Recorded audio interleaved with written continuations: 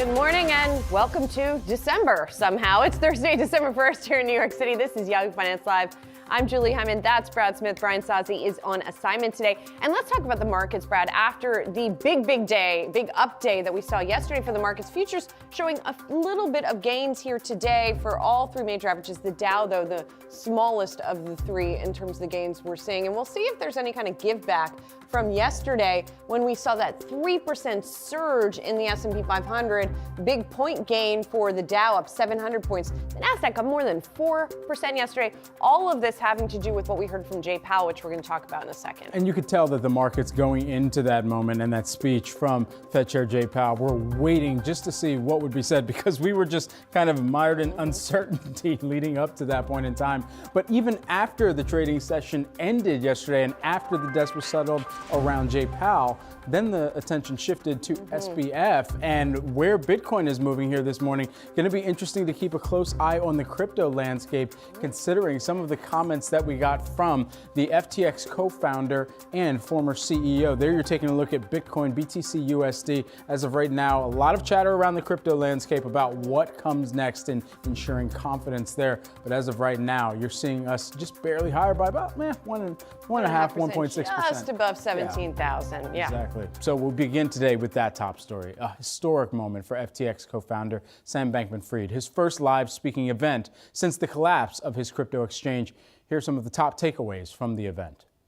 I didn't ever try to commit fraud on anyone. I was excited about the prospects of FTX a month ago, and that's a massive failure of oversight, of risk management, and of diffusion of responsibility from myself running FTX. I didn't knowingly commingle funds. Right now, I mean, look, I've had a bad month. It was quite an interview lasting more than an hour. And even though, as the interviewer, Andrew Ross Sorkin, acknowledged, there was a lot of criticism for even going through with this interview for someone who may or may not be a criminal. And it seems that the SBF, as you heard there, really has positioned himself as maybe naive, maybe having made mistakes, but perhaps not liable. He said his lawyers definitely don't want him speaking out as much as he has been, and he spoke again to George Stephanopoulos on Good Morning America for this morning.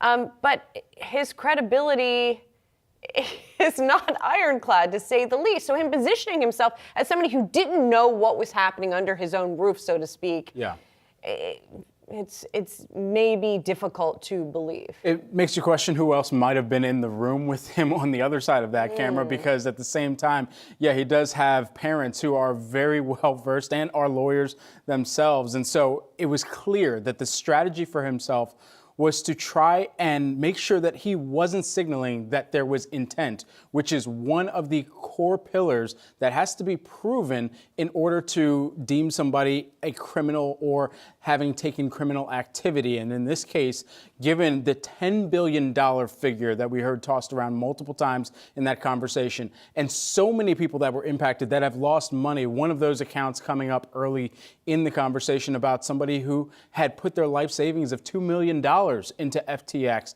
and had seen that wiped away. There is going to be even more conversation that goes forward with those individuals in mind, but also around proving whether or not there was criminal intent. We know today that there's going to be the hearing, the December 1st hearing for the Senate Agriculture Committee, and that particularly is going to be that titled "Why Congress Needs to Act: Lessons Learned from the FTX Collapse."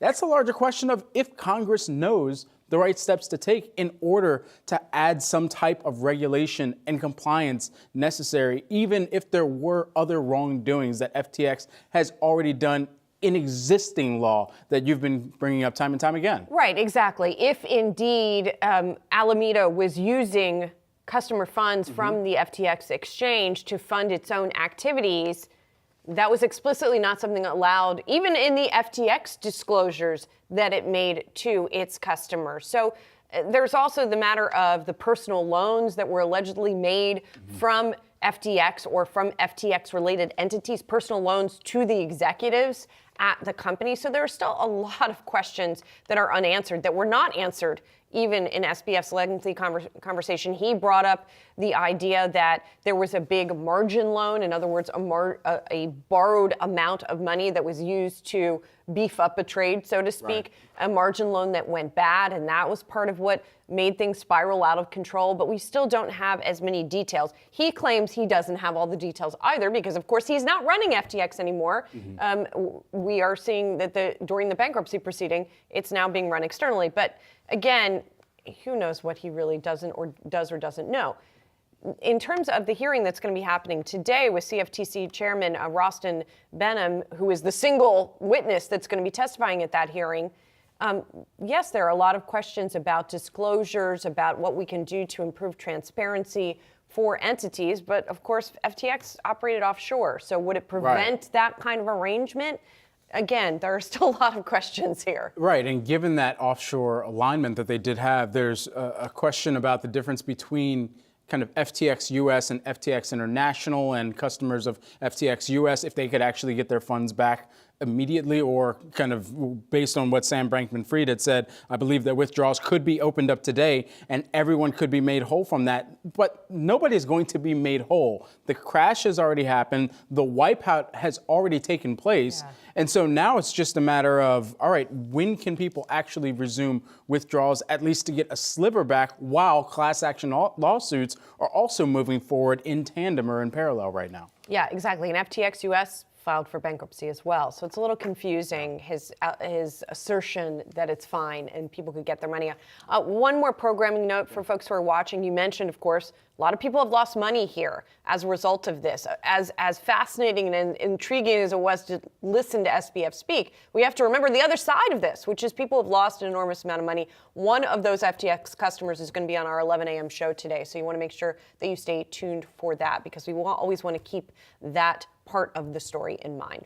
Something else that we have to keep in mind is the big picture here in the U.S. We got some economic data today. Core personal consumption expenditures, PCE, that's the key indicator for inflation that the Fed watches, up 0.2% in October, below the street's estimates of 0.3%. And this data, of course, comes after Federal Reserve Chair Jay Powell signaled that the central bank is prepared to slow its pace of interest rate hikes as it works to fight inflation. Yahoo Finance's Jennifer Schomburger here with all the details. Jen, it was so fascinating to see the market reaction yesterday. Maybe people worried that he was going to be more hawkish, but he didn't really say anything that new.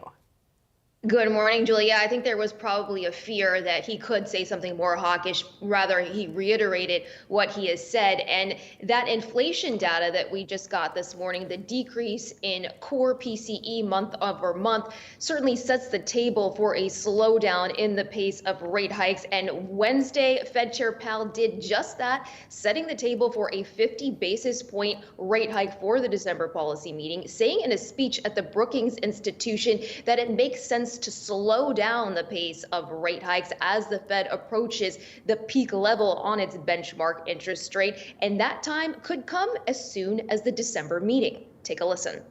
After our November meeting, we noted that we anticipated that ongoing rate increases will be appropriate in order to attain a policy stance that is sufficiently restrictive to move inflation down to 2% over time. Monetary policy affects the economy and inflation with uncertain lags, and the full effects of our rapid tightening so far are yet to be felt. Thus, it makes sense to moderate the pace of our rate increases as we approach the level of restraint that will be sufficient to bring inflation down. The time for moderating the pace of rate increases may come as soon as the December meeting. Powell says it's prudent to slow down the pace of rate hikes, given that it takes time for monetary policy to filter through the economy. He also argued that slowing down rate hikes and holding rates higher for longer is a form of risk management to guard against raising rates too high and causing a recession. Though he cautioned against loosening policy too early and said cutting rates is not something we want to do soon. That's why we're slowing down.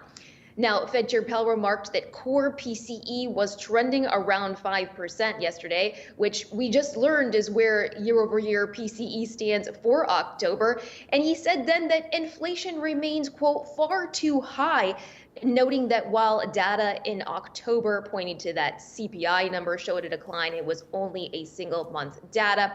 Powell says he thinks that the Fed will likely need to raise rates somewhat higher than what was projected in September, though the ultimate level of that remains highly uncertain right now. Julie? Yes, and that is something people are talking a lot about as well, the terminal rate. Thanks so much, Jen. Appreciate it.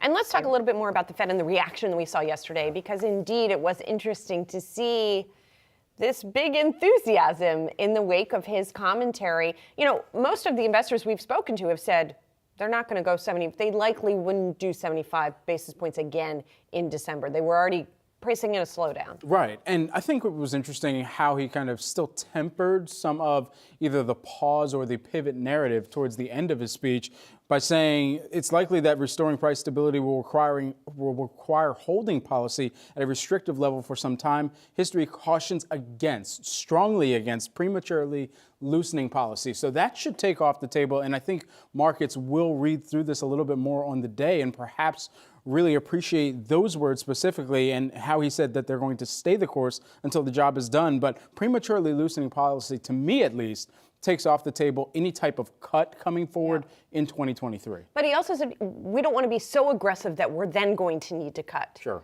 You know, that was sort of the message as well. He also talked about that he does think and is hoping for a soft landing, right, for the U.S. economy, which is something that there's been a lot of skepticism about. Of course, there's also, you know, what does a soft landing mean, right? Does it mean a recession, but not a particularly acute one? Does it mean avoiding a recession? So I think you could kind of parse that out as well. Right, and that's going to feel a lot different for people who have already either lost jobs, people who are already feeling the larger impacts of some inflation, even that is sticky in the necessities categories, as we continue to talk about. So as that continues to loosen at least a little bit and meet some of the Fed's mandates, especially on the price stability front, we'll see exactly where the economy stands at that point in time, too. Yeah, and I'm just seeing a note from the team over at Bank of America with its reaction here. And basically they say, you know, the pace, which got a lot of the emphasis yesterday, is less important than the terminal rate, which is still also a big focus of the conversation. They say the pace is secondary to how high and how long. It's now more about the destination, the terminal federal funds rate, than the journey, the pace of rate hikes to get there. So that kind of sums up where we stand. I wish somebody would have told me that when I was playing the Oregon Trail so many years ago, because that was a challenging game and route as well. Guys, also taking a look at Salesforce stock this morning. Investors, they are looking past its third quarter earnings beat, and they're focusing on a major announcement that is really sending shares lower here today by about 7%, that its co-CEO, Brett Taylor, is stepping down. And also the cloud giants' weak Q4 guidance being priced into this too. There's a lot to really break down, but I think Brett Taylor and the departure there, as they had talked about it on the call and, you know, what comes next from this point, there was a lot of congratulations from much of the analysts that were on the call yesterday too, and just saying, you know, wish you the best and all of that jazz. But at the same time, this has been a difficult year for Salesforce too. The stock has moved lower, essentially been cut in half since some of those highs that we saw this time last year in November of 2021 as well. So you think back to that time period and coming off of some of those highs and the pull forward in demand and now trying to drum up or demand generation period themselves back into significant growth. That's what the big question still lingers around. Yeah, and now you have Mark Benioff, who has burned through 2 co-CEOs in 3 years. That's effectively what this means with this departure of Brett Taylor. Now, Brett Taylor had a rough year, not just at Salesforce, right? He was chair of the board at Twitter also while that was going on. And so he was very busy trying to deal with that as well. But remember, Keith Block, the last co-CEO, left the company about 3 years ago. Taylor had only been in that co-CEO role for a year, almost exactly a year. He had been with the company for about 6 years after Salesforce acquired the company of which he was CEO previously. And so, you know, Benioff still maintains he has a deep bench and he has other, you know, there are other folks. Stuart Butterfield of Slack is within the company. There are some other folks who are there within the company. But this does raise questions about the co-CEO structure at all. When you have such an outsized personality as Benioff trying to run the company with someone else, is that just is it time to re-examine whether that's even a good idea? This has actually been a strategy that a lot of the cloud companies specifically, or the ERP companies, have rolled out. SAP has had this. They had that for years, actually, and really gave them more of an ability to have someone who is more North America focused, as well as someone who is a little bit more internationally focused. Oracle, we had seen that similarly before the passing of Mark Hurd as well. Safra Catz, Mark Hurd in the tandem there, and then of course it's Salesforce too. And so it has been that kind of co-CEO strategy that they've tried to implore, to have that both North American approach as well as the international approach. But I think that perhaps could be under the microscope now, especially given the pull forward as we were talking about in demand. And now you're going to specifically be leaning into certain categories where you've already invested, and it could be more of a categorical approach more than a geographical approach that you have to take at this point. Maybe so, yeah. Brent Thill over at Jefferies summing it up, saying the co-CEO Brett Taylor's departure caught us by surprise and is showing the co-CEO model isn't working with 2 departures in 3 years. So we'll keep an eye on what Salesforce does next on that front.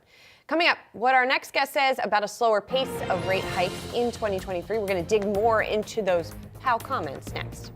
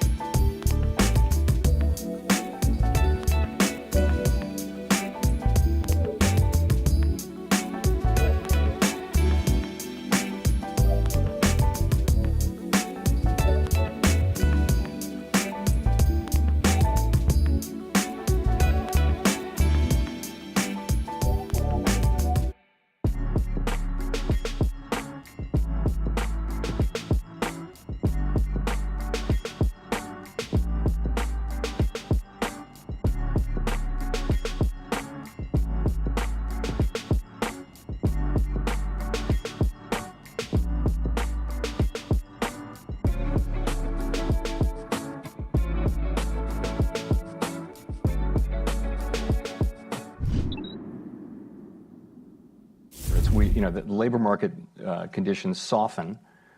We see inflation, and the goods inflation gets better, housing services inflation gets better, and the labor market softens but doesn't go into recession, and you see inflation start to come down. And I think that's very plausible.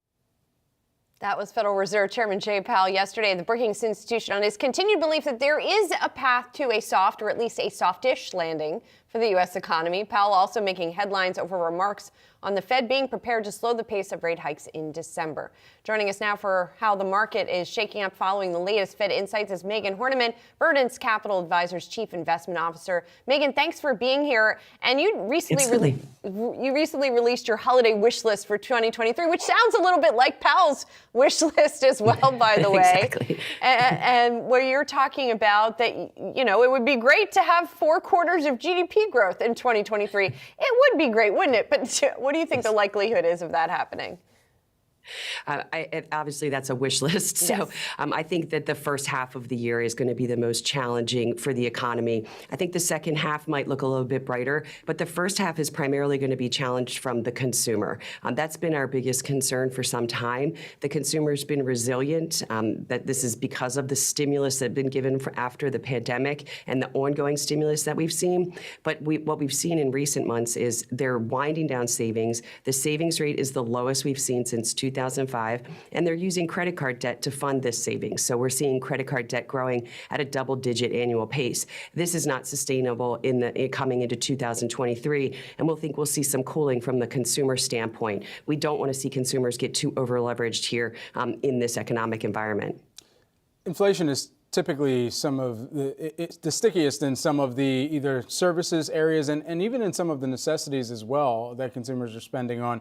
How resilient do you expect consumers to be able to be, and for how long, considering the elevated levels that they're having to incur expenses on there? I think after the holiday season going into 2023, when consumers reassess their balance sheet, that they will start selling. So I think it's more going to be a first and second quarter. And remember, the consumer makes up the majority of GDP. So right now, the estimates for GDP in the first and second quarter are basically flat to negative. I think that's likely because I think the consumer will be the big drag on GDP. The other thing is, if you look at things like manufacturing is also slowing pretty quickly. We'll get some data out here shortly at 10 a.m. on the ISM report, but we're seeing manufacturing pull back as well. All of these things on top of what we've seen this year with the kind of deterioration in the housing market as well. Yeah, we saw that, by the way, in the ADP report yesterday, right? A big drop in manufacturing jobs. That definitely caught my attention. We'll see if that's confirmed by the jobs report on Friday. So all of this said, Megan, what do you do from an investment perspective going into next year? It sounds, you're sounding defensive to me, but I don't know if that's what you're doing in your portfolios. So I think cautiously defensive is a better way to state it, because we're not talking about a recession that's going to be a prolonged recession like a 2007, 2009 period. We've already seen recession-like conditions in the U.S. this whole calendar year. And a lot of, if you look at consumer confidence, it's basically saying that we're in a recession.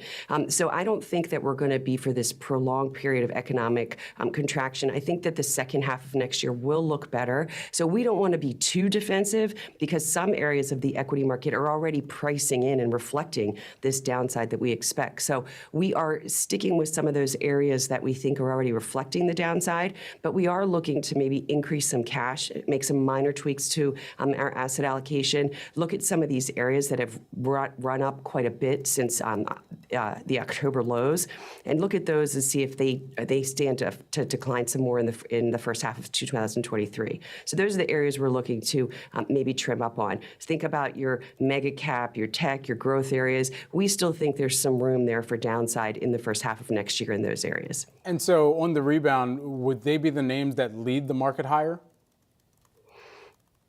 When you come out of what we think may be a challenging first half of next year, it depends on what the interest rate environment and how much we see of a decline in these equities, these sectors of the equity market that haven't seen a real PE contraction or an earnings, realization.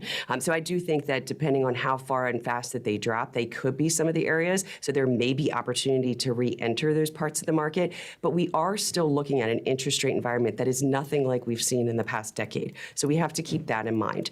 We're not going to see the Fed drop down to 0% interest rates at any time soon. So I think that you have to price in, even going past the second half of next year, what that interest rate environment will look like and how that will be different. Megan Horniman, who is the Verdence Capital Advisors Chief Investment Officer. Thanks so much for taking the time here with us this morning. Appreciate it. Thank you. Coming up, everyone, Okta is getting a boost from its fourth quarter forecast. We're going to break down the report plus the opening bell on Wall Street coming up after the break.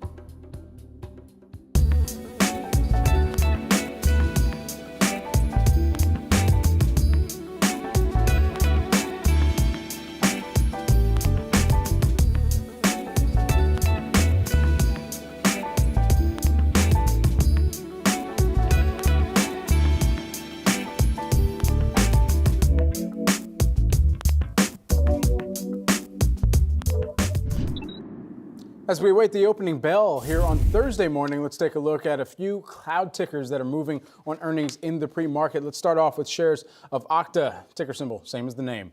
The company is moving higher after beating estimates on both the top and bottom lines as third quarter revenue grew 37% year over year. The cloud software company also issued some strong guidance for the fourth quarter and full year. There you're taking a look at some of the actuals versus the estimates. And the street was looking for a loss here, but ultimately they came in flat, not a loss or a gain specifically there on the EPS front. And then revenue, that came in better than expected as well. Just one of the notes from the CEO, Todd McKinnon, saying that the workforce identity and customer identity clouds were really delivering, or at least some of the biggest catalysts for this particular time period or for this quarter for the company as well. You know, it's interesting when we look across software. You know, you have a Salesforce on the one hand, you had a Workday, you have an Okta. Like, we've had all these different companies report, and we've had some really different reactions. And you have to say, well, are they operating in the same environment? And I think there's some nuances here. We talked about the difference between small businesses and larger businesses,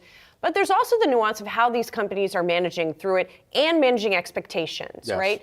And so it seemed in this particular case that it's partially that there were lower expectations going into this for Okta, so that's part of it. I'm seeing one commentary from Jefferies that the company prudently cleared the guidance deck with achievable fiscal year 24 revenue estimates that account for the macro environment getting worse. Yeah. So as we are seeing this deteriorating macro environment, particularly for technology, it's been really interesting to see the differentiation within the space and who's doing well and who's not. Right, and especially for the parts of any type of business-to-business software that they do really base their business on. And for Okta, on the cybersecurity front, or at least the additional authentication front, that's where every company right now, especially in a hybrid environment, they've been doubling down on some of their spends to ensure that if somebody's working from home, or if they're coming into the office, or if they're in a hybrid capacity,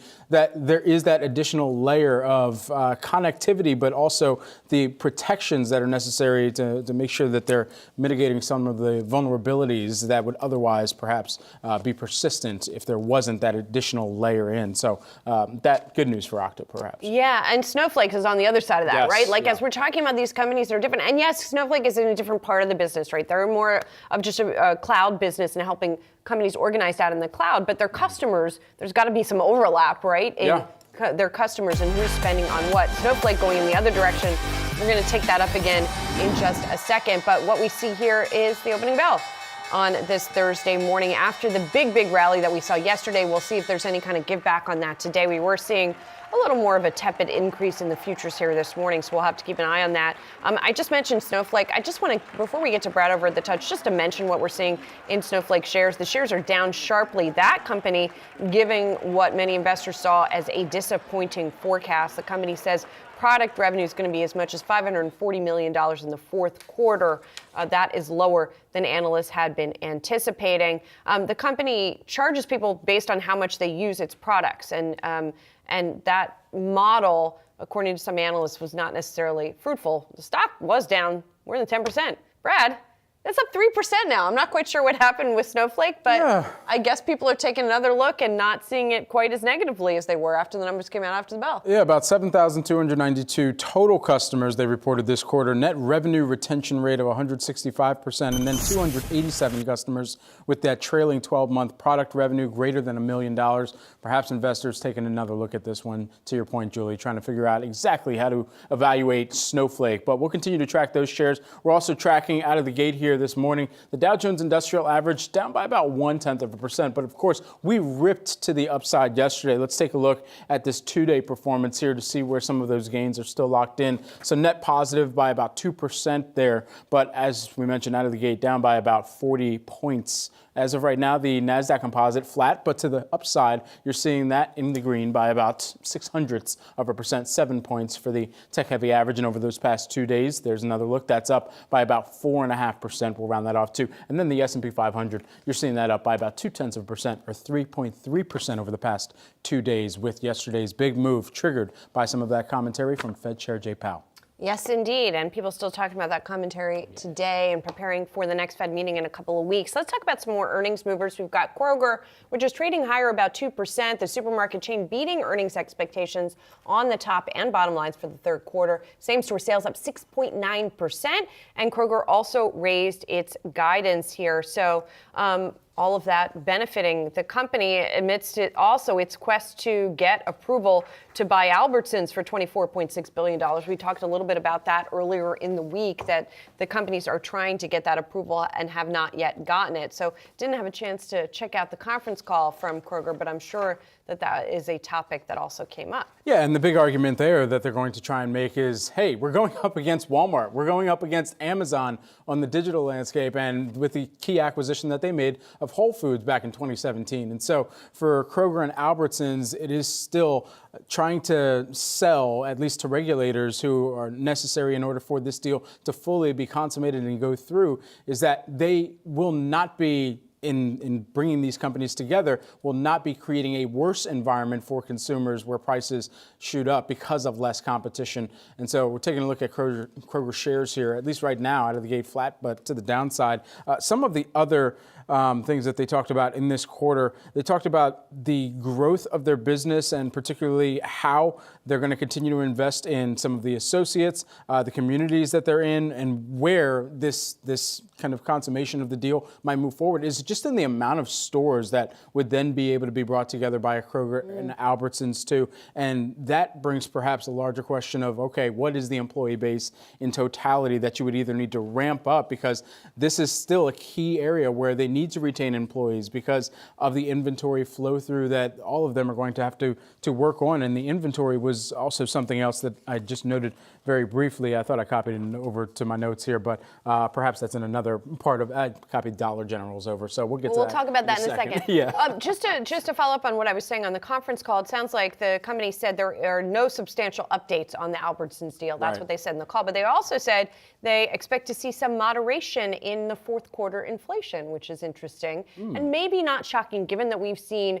fuel costs come down, a lot of the grain costs that feed through to food prices, that they've been coming down. So it'll be helpful and encouraging to all of us if that happens. Yes, and more pick and packers as well. Digital sales, that grew by about 10% over the quarter for Kroger as well. So we'll continue to watch that. Guys, checking in on some of the other retailers that are moving this morning. I kind of hinted at it a moment ago because of the number I couldn't find in my notes, but shares of Dollar General, they're lower by about 7% this morning after missing earnings estimates on the bottom line. The company also announced that they would be slashing profit guidance for the fiscal year by over 5%. So the street's certainly paying attention to that, in addition to the mixed results that came through here. A miss on earnings, but a beat on revenue there, just barely by the hair of the chinny chin chin. So ultimately, it just is coming back to that guidance. Yeah, it's coming back to the guidance and it's coming back to margins, right? Because as we have talked about, right, companies like Dollar General are going to get more traffic at a time like this. People are trying to save money. However, if input costs for Dollar General are still high and it's trying to keep costs low, in other words, it has less pricing power, it sounds like, than some of its competitors, and maybe less scale than, say, a Walmart in order to try to maintain at least some margins to some degree. So the company says as a result of these greater than anticipated gross margin pressures, which we believe are temporary, but will continue to a lesser degree through the fourth quarter, the company, that's why they were cutting their forecast here. So that's what was going on there. Big Lots, by the way, also reported, and this is another discount retailer, right? Comp sales there were just out and out down by 11.7%, which is a steeper drop than estimated. Gross margin coming in at 34%, which is a decline of nearly 5 basis points year over year. Yeah, just briefly on Dollar General, since I gave a deep tease to some of the inventory numbers yes, there. Please. Yeah, there was an increase of about 28% on a per store basis there. And so that averaged across the total merchandise inventories there, but $7.1 billion compared to $5.3 billion in this same period last year. And so you've got increased inventories. You've also got a company that's still going to continue to open up more stores here too. So that's a significant cost, and that's going to compress, again, margins, to your point a moment ago. Yes. All about inventory and margins still. All right, coming up next, it's all about Yahoo Finance's Jared Blickery. He's going to break down the latest market action as investors continue to digest the Fed's comments. We're seeing a mixed picture right now for the major averages.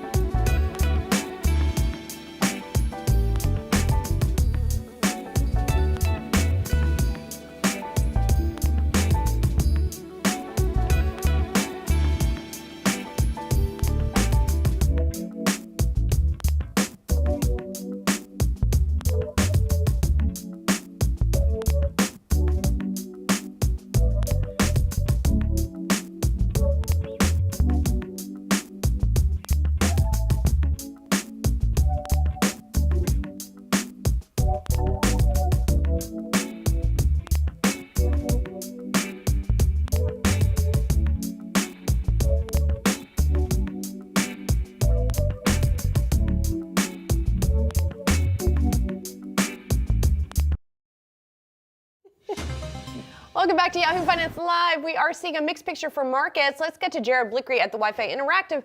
What's going on here today, Jared? Well, I'm still trying to figure out what happened yesterday. Yes. I was looking at the tape, and let's just take another look at what happened in the Nasdaq 100 yesterday. So this is a 2-day view, and we just got liftoff yesterday. I was looking at the tape after the bell, and we had the highest selling pressure, or highest buying pressure that I've seen in several months. And there are a couple different ways of measuring that, but regardless, huge participation there. It was almost like panic buying. You could chalk it up to end of month stuff, but there was a clear reaction to Powell's statements. Was there anything new? I didn't think so, but nevertheless, it looks like that seasonality that we've been looking for in December may be on. I got some stats in a second. This is a 3-month view of the S&P 500. Here is that outsized move yesterday. You can see we are now basically at the resistance points that we had prior to those October lows. But what I do want to point out here, not shown, is that we closed over the 200-day moving average, more like here yesterday. Also, very important here, the U.S. dollar index, which I've been tracking, just cracked below its 200-day moving average. So if this were to continue down, that would be risk on for all kinds of different reasons. And let me just go back to the S&P 500 because I have some stats here from Ryan Dietrich. And let me just show you what he's, messed that up. But what he's expecting for the month of December, more bullishness. It's only the third best month of the year, but I think investors would take that. Nevertheless, we got a big employment situation report tomorrow. We got CPI in a couple weeks. We also have the Fed in a couple weeks. So lots to digest here. But here is the December historically brings jolly times for investors. Here's where it breaks down, not only in terms of since 1950, past 20 years, past 10 years, midterm years, all this good stuff means we got at least that working for us here today. And again, the big technical levels in the S&P and the dollar, those have been broken. So we'll have to see if this continues, guys. Yahoo Finance's Jared Blickery. Thanks so much. Appreciate it. You guys having fun with some of the stats of the day. The stat of the day today, streaming giants Spotify, iHeartRadio, Pandora, and Apple Music have released their lists of the top music of the year, with Latin artist Bad Bunny dominating all charts. His music was streamed 18.5 billion times worldwide on Spotify, and he was selected as Apple's Artist of the Year. His album was the most streamed album of 2022 on Apple Music and the biggest Latin album of all time on the platform. So, Julie, I want to talk about our topic. Well, I have a question for you. How many times did you stream Bad Bunny in this past year? I mean, not as much as everybody else, apparently, but I did. You know how many times I did. That's a big fat goose egg, my friends. Zero? Oh, yeah, no, man. Not my jam. We're going to bump that in the newsroom later on. Sure. Little Bad Bunny. Okay. Yeah. Well, I know Beyonce. I happen to have That's some on both of our intel lists. that Beyonce. Well, no, Beyonce was not on my top, one of my top lists. Oh, that was number 2 on mine. Number 2, I thought she was number 1 for you. No, number 1 there's for Brad's me. list. Yay, there it is, handy Look at that. dandy. Oh, that's right. She was number 2. Yeah, Beyonce number 2. You got Adele number 4. Adele I listen to before the show every day, actually. Oh. Yeah. I mean, nothing gets you pumped up for a show like some pregame Adele. Really? Yeah, I guess so. Corey Wong as well, guitar riffs. I'm a big fan of Corey Wong. Yeah, But yep. he is not as mainstream as some of the other choices. And then here's me with my variant. So my list is annoying to me this year because I had a big Lucius kick at the beginning of the year. That's those 2 ladies. You saw see them there. in concert. I saw them in concert. Yeah.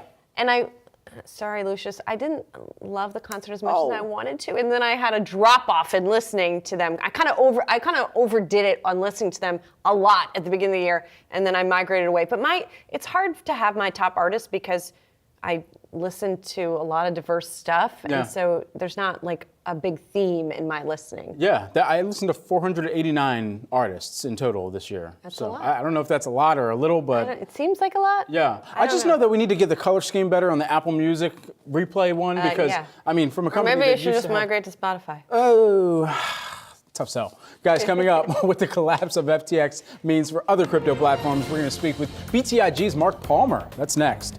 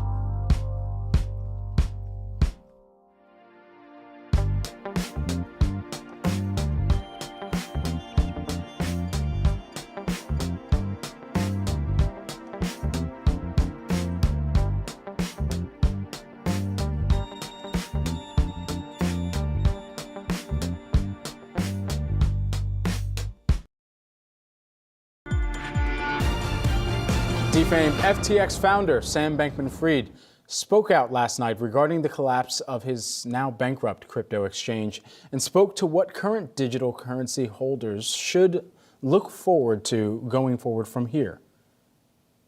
I can tell you what I would think as a customer, if I were a customer here, which is look for the things that I wish FTX had been able to supply. Things like proof of reserves is helpful. Look for as rigorous of that as you can. Look for regulatory reporting.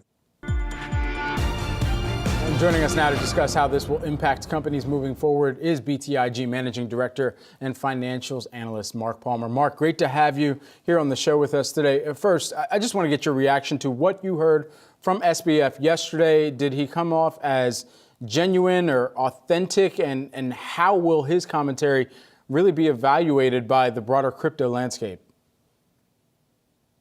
Yeah, I think what I took from his comments were what we just heard. You know, what can be learned from the FTX debacle? What can be taken from that by investors as they look for other opportunities within crypto and Web3? And what he mentioned, especially with regard to proof of reserves, I think is spot on. You know, what we're going to need to see from all crypto platforms, particularly the centralized ones, which, let's look back, all of the issues that we saw in 2022 involved centralized platforms. Decentralized finance, in contrast, performed extremely well. So the question then is, how can some of those elemental aspects of blockchain technology, transparency, permissionlessness, what we know as trustlessness, where you don't have to trust an intermediary, how can those be adapted by large centralized platforms, the likes of Coinbase, Galaxy Digital, and so forth, so that consumers will have more comfort when they're engaging with those platforms? An example of that is what we see with Coinbase Wallet, which enables users to hold on to their private keys associated with their crypto while still using their platform. We also think we're going to see a lot more of self-custody put into play. We're already seeing that with platforms like Ledger and Treasury have seen tremendous demand for their products in the aftermath of the FTX collapse.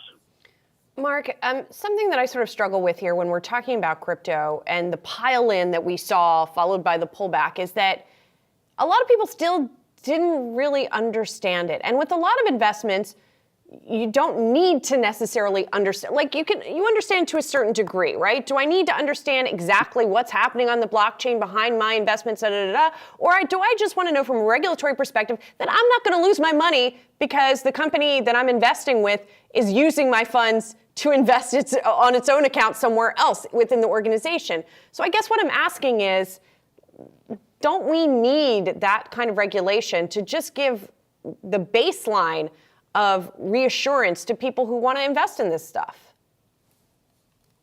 I think not only do we need it, I think it's inevitable we're going to see it.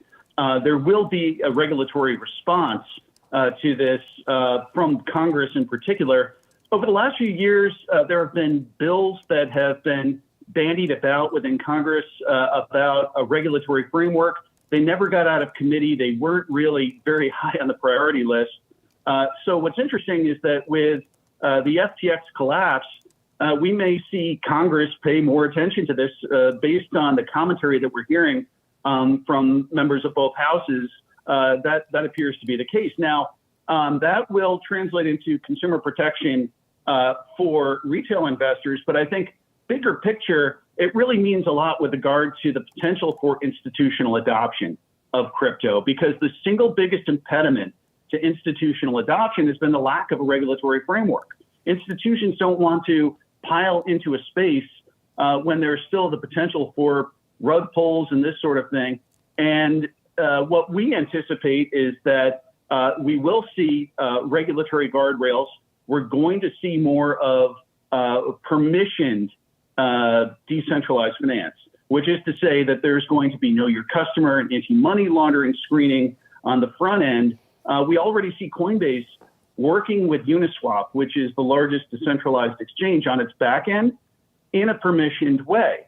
So they are screening for KYC and AML. This provides more comfort to institutions that they can get involved with liquidity pools and the like, get the benefits of decentralized finance without the downside. So I think what could occur as a result of all of this is, yes, more consumer protection on the one hand, but it really sets up the potential to see more institutional adoption of crypto. Crypto is an odd asset class because it's the only one in which retail adapted it first and then institutions are lagging behind, we think that what has occurred here is likely to cause that to shift. Mark, I want to get a few more questions in here, and we got to hustle to our finish. But when we think about Congress, they haven't always displayed the best understanding, especially around some of the most advanced technology, DeFi included. What are 3 smart questions that they could ask as part of the hearings, one of which is commencing today, another one going to be with the House Financial Services Committee on December 13th? Again, I think that what needs to be done here is to learn from the mistakes that have been made. And so I think that, the questions I would ask are, what could be done to give a better sense to retail investors and institutional investors that there are sufficient reserves backing deposits on a platform. And that's what comes back to what's known as proof of reserves, both on the asset and liability side. Beyond that, I would be asking, what kind of technology can be implemented that could make investors safer? And this is where we get into some of the custody and self-storage of crypto, which enables users to control the private keys, which are critical to storage and ownership of cryptocurrency. And I think finally, one of the questions that I would be asking is, with regard to the human error, which really was what was at the root of all of this. It was not crypto that went wrong here. It was human beings acting like human beings, which we have seen since time immemorial. What can be done to take the human factor out of the equation? In other words, to truly make crypto permissionless, the way that it was intended to be since Satoshi came out with his Bitcoin white paper back in 2008. Human error, I think, is maybe a nice way of putting it, but I guess we'll find out more as this whole situation goes on. Mark, I could talk to you for more than an hour. Forget about SBF, about all of this, but we got to go. BTIG Managing Director and Financials Analyst Mark Palmer, thanks so much. Appreciate it. Certainly. Coming up, Elon Musk putting a lid on what he calls a misunderstanding with Apple. We'll have the details on that next.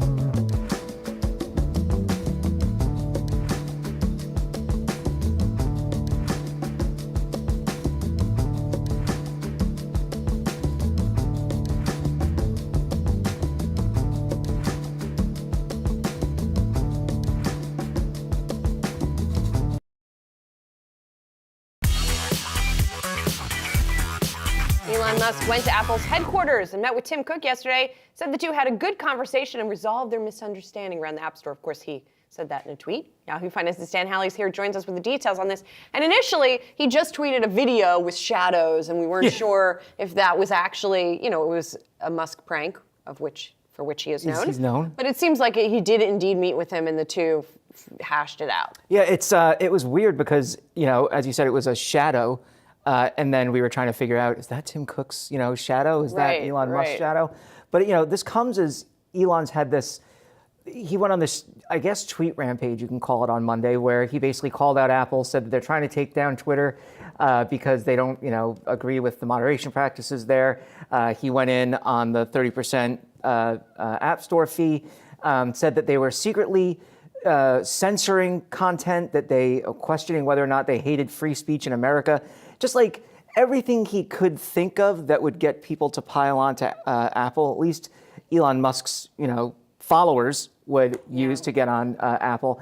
And then he has this meeting with Tim Cook, and, now everything's all hunky-dory. And it's like, well, okay, just chill out for 1 sec before you start firing off tweets, man. Like, yes, Apple has absolutely been criticized in the past for the way the App Store works, for being, according to some app developers, arbitrary with their App Store process, for the fees that they have. They've been criticized from everybody from Spotify to Netflix to Microsoft to Facebook. So it's not as though Apple is above reproach or anything here, but Musk was kind of like lobbing these hand grenades without seemingly knowing what the outcome would be or if any of this was actually happening. So, now he has to kind of walk it back and say, great conversation. We're best friends now. We're going to go get latte tomorrow or something. But, it just seems weird that this is the guy running this social media company where, it's not like Tesla. It's not like SpaceX.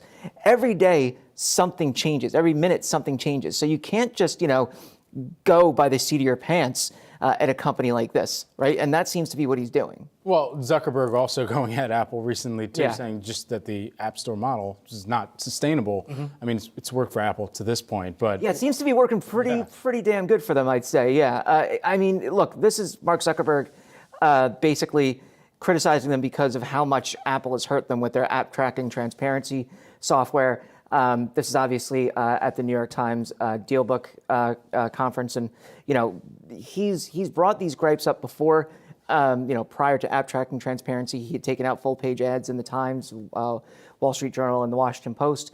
They're getting slammed, right? There's no buts about it. They're getting slammed by app tracking transparency, as well as the general slowdown in the digital ad sales market. But mostly, you got to think that app tracking transparency is crushing them. He also, rightfully so, has issues with the way Apple deals with games, right? Like you can't put a whole service on that'll have games.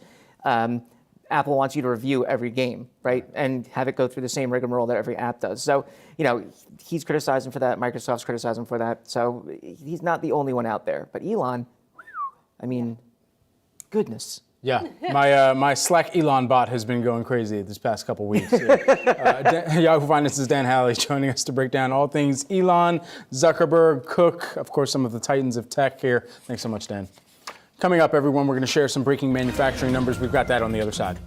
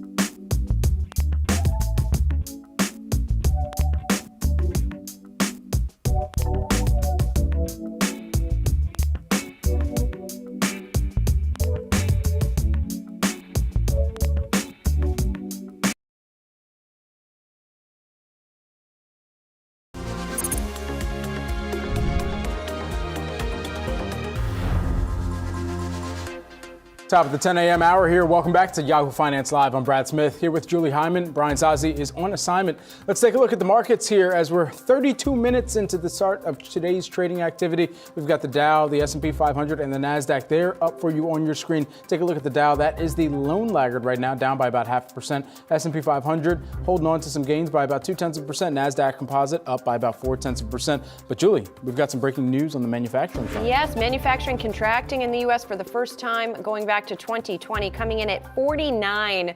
Below 50 signals contraction. This is from the Institute for Supply Management. 50.2 was the reading the prior month. So it had been expanding and now seeing that contraction. The prices paid component really catching my eye here, falling to 43 from 46.6 the prior month. 45.9 was estimated. So the prices paid component coming down. Maybe keep an eye on that in terms of what it means for inflation. New orders weaker than estimated, and the employment part of that weaker than estimated, which is perhaps not surprising, again, given that ADP figure that we had, which showed a big drop in manufacturing employment here. So this is really interesting that we are seeing that. The prices, by the way, that prices paid component down for the 8th straight month, but it is the weakest that we have seen.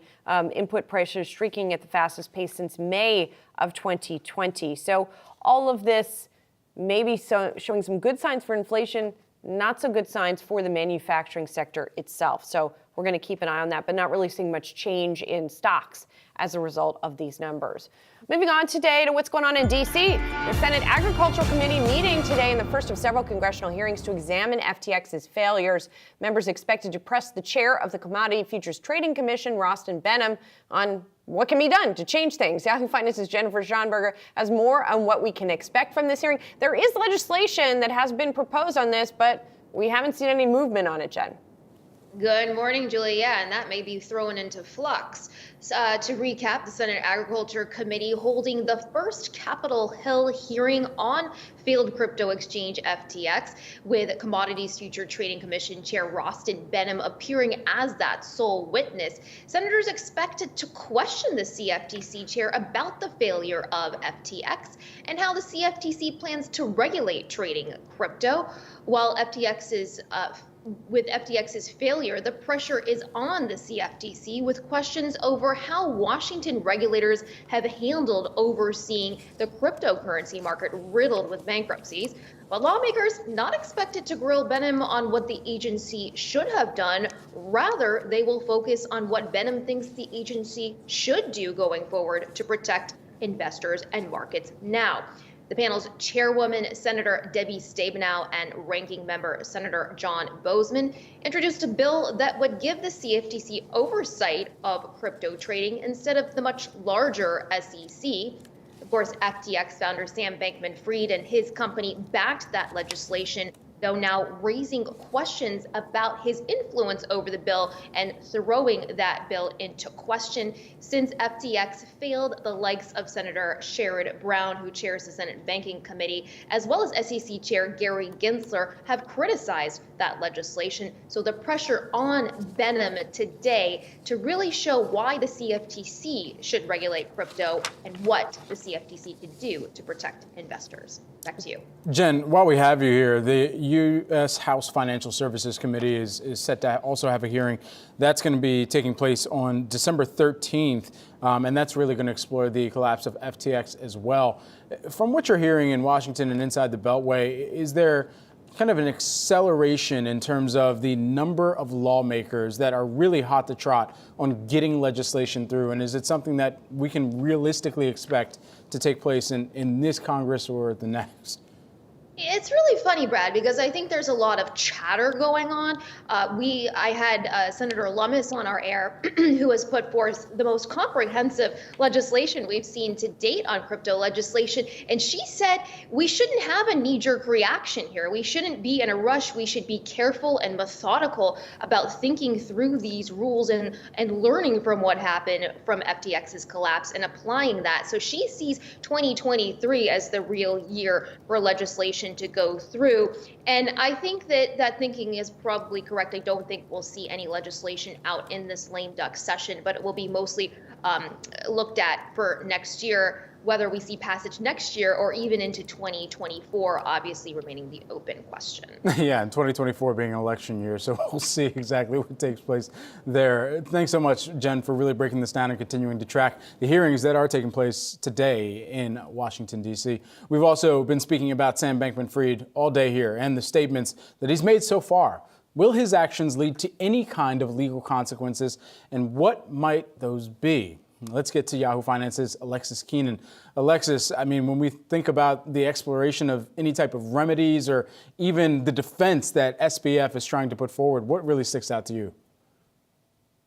Yeah, Brad. So a lot was said, a lot to parse through for U.S. law enforcement and law enforcement around the globe, perhaps. But the Department of Justice and the SEC, they're the ones that will be closely examining the statements that Sam Bankman-Fried has been making both yesterday as well as today and even before that. And what they're going to do is they're going to test those statements against the laws that protect against fraud. Now, Sam Bankman-Fried was careful to tell the New York Times that he didn't try to commit fraud and he didn't knowingly commingle funds, he said, belonging to either FTX customers or to Alameda investors. And then in an interview with ABC, he added that he didn't fully understand fiat transfer mechanisms that allowed funds to flow between his entities. Now, fraud, it can be prosecuted in a bunch of different forms. You have wire fraud, you have mail fraud, bank fraud, securities and commodities fraud. But basically what they all require are similar elements, and those are these.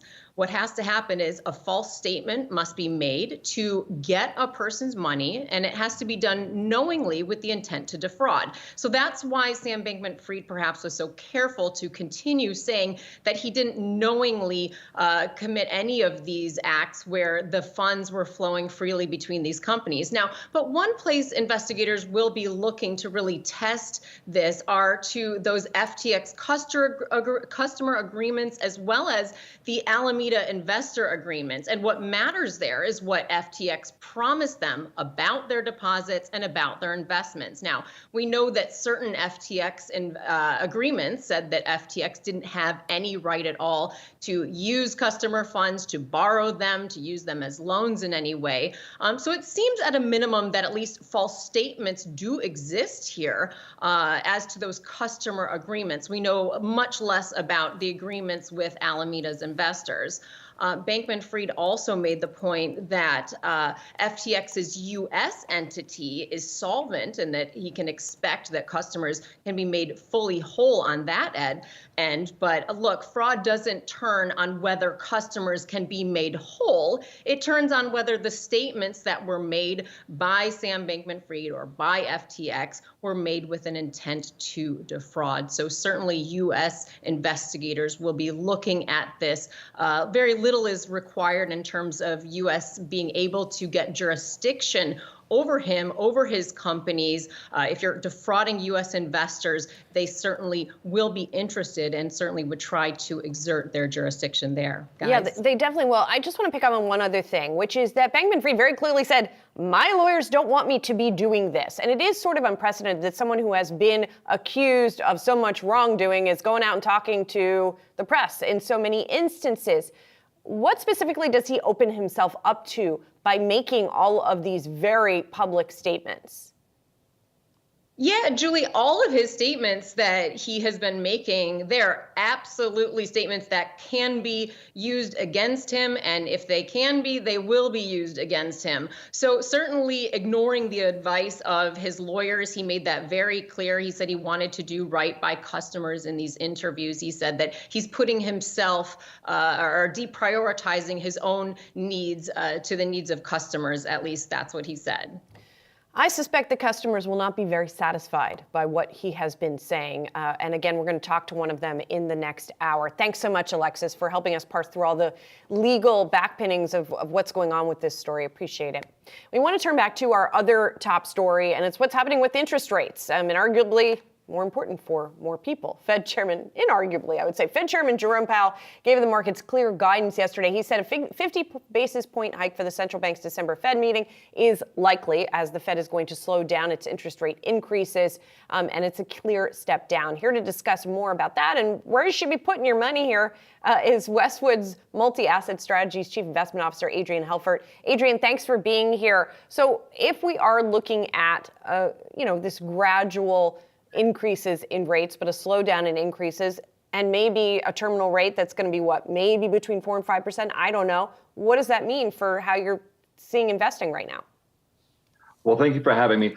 I think what we were told yesterday by the chairman was simply, we're not going to over tighten, number one. Number two, that they're actually starting to look at the macro leg of policy.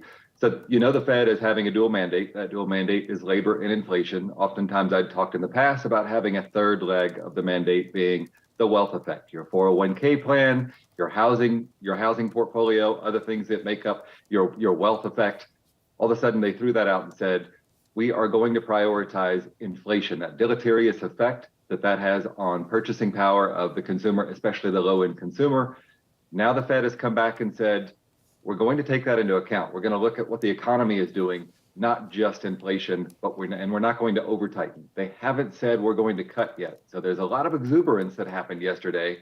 I think that was a little bit of fatigue from what we've seen recently, but there's not a whole lot of rationale for it. We still need to see consumer confidence increase. We still need to see companies that are going to have good earnings, or at least not have bad earnings. So there's something that is still missing from this, which is we need to see that lag effect of monetary policy work its way through the system. We know it takes 6 to 9 months to work its way through. A one-day statement does not a market make. And so the Fed is looking for a trend here. How extended of a trend do you believe that they are looking for? And when could we see the earliest inclinations of that trend actually being the real picture that the Fed is looking at and saying, you know what, okay, now it's time for us to really make a pivot in the way of even just like moving back off of some of the more heightened rate hikes that we've seen thus far? That is the question. That's a good question of when does the Fed actually cut rates? They have been really clear this cycle on even harking back to Paul Volcker and times of monetary policy past where we made mistakes, or at least we thought that inflation was through and found that it was not. In going back and saying that at some of the last policy statements, they told us what the future looks like. They told us that they're going to keep policy rates elevated. So while we may only hike 50 basis points this next meeting, 25 in the next two, that's the likelihood. That doesn't mean they're going to be cutting rates. I think it's still going to be hard to avoid recessionary conditions, even if they're light recessionary conditions, without actually cutting rates. What I can tell you what the market says, the market is telling us by the futures curve that is likely maybe at the end of 2023, possibly at the start of 2024. If we see recessionary conditions, that's what it's going to take. Otherwise, I think the Fed is very much on we might slow the actual hiking policy rates, but we're not actually going to cut rates. We're not going to stimulate the economy. They're simply going to wait for that 6 to 9 month lag effect to work its way through the system. So, Adrian, I'm going to come back around to where I was at the beginning, which is how do you set yourself up for 2023 given all of this? Where should you be putting your money here? That's the investing question. I still see that unless we see recessionary conditions, we're going to see restrictive policy rates meaning that they're going to remain elevated. We're going to see higher capital costs for companies. That's going to impact more on the equity front. We still have not seen the shoe to drop of earnings per share coming down. We saw actually positive earnings per share growth in 2022, or we're going to finish with that. I think it's likely we're going to see pretty much flat at best earnings growth in 2023. What that means from an investing perspective is equities are fully priced. Fixed income has now that buffer of higher yield, spreads, or that compensation you receive for default possibilities from corporate bonds are elevated as well right now. I actually did some analysis that looked at, okay, well, if we look at that period of 13 years prior to 2022, it was 16 to 16.5% plus of average returns on the S&P 500. Compare that to where we were in near zero policy rates. We saw 4 to 5% returns from corporate bonds Now let's turn that on its head and look and say, gosh, if we go back to just a normalized, your proverbial 8 to 12% environment on equities, we could see corporate bonds do the same thing. We could see your bond investors actually be rewarded with asymmetry, with a better downside outcome because of the impact of yields. You at least have that buffer of a 4% risk-free rate on the 10-year of that extra income that you receive from default compensation. So fixed income should be overweighted into investors' portfolios right now. Duration, I think, is more attractive than it was in the past, in part because rates are higher. Solid insights. Westwood's Multi-Asset Strategies Chief Investment Officer, Adrian Helford. Thanks so much for taking the time with us this morning. Thank you for having me. Absolutely. Victoria's Secret shares, they are trending this morning. They're moving lower by about 8% after the company reported an 8.5% decline in sales in the third quarter as it struggles to reach lower income brackets. The retail brand is also facing a downgrade from JP Morgan to neutral from overweight this morning, with the bank citing an increasingly cautious macroeconomic backdrop. And coming up on the other side of the short break, we've got Musk hoping to implant a computer chip in your brain? Julie's back with that, plus more top headlines that you definitely need to know.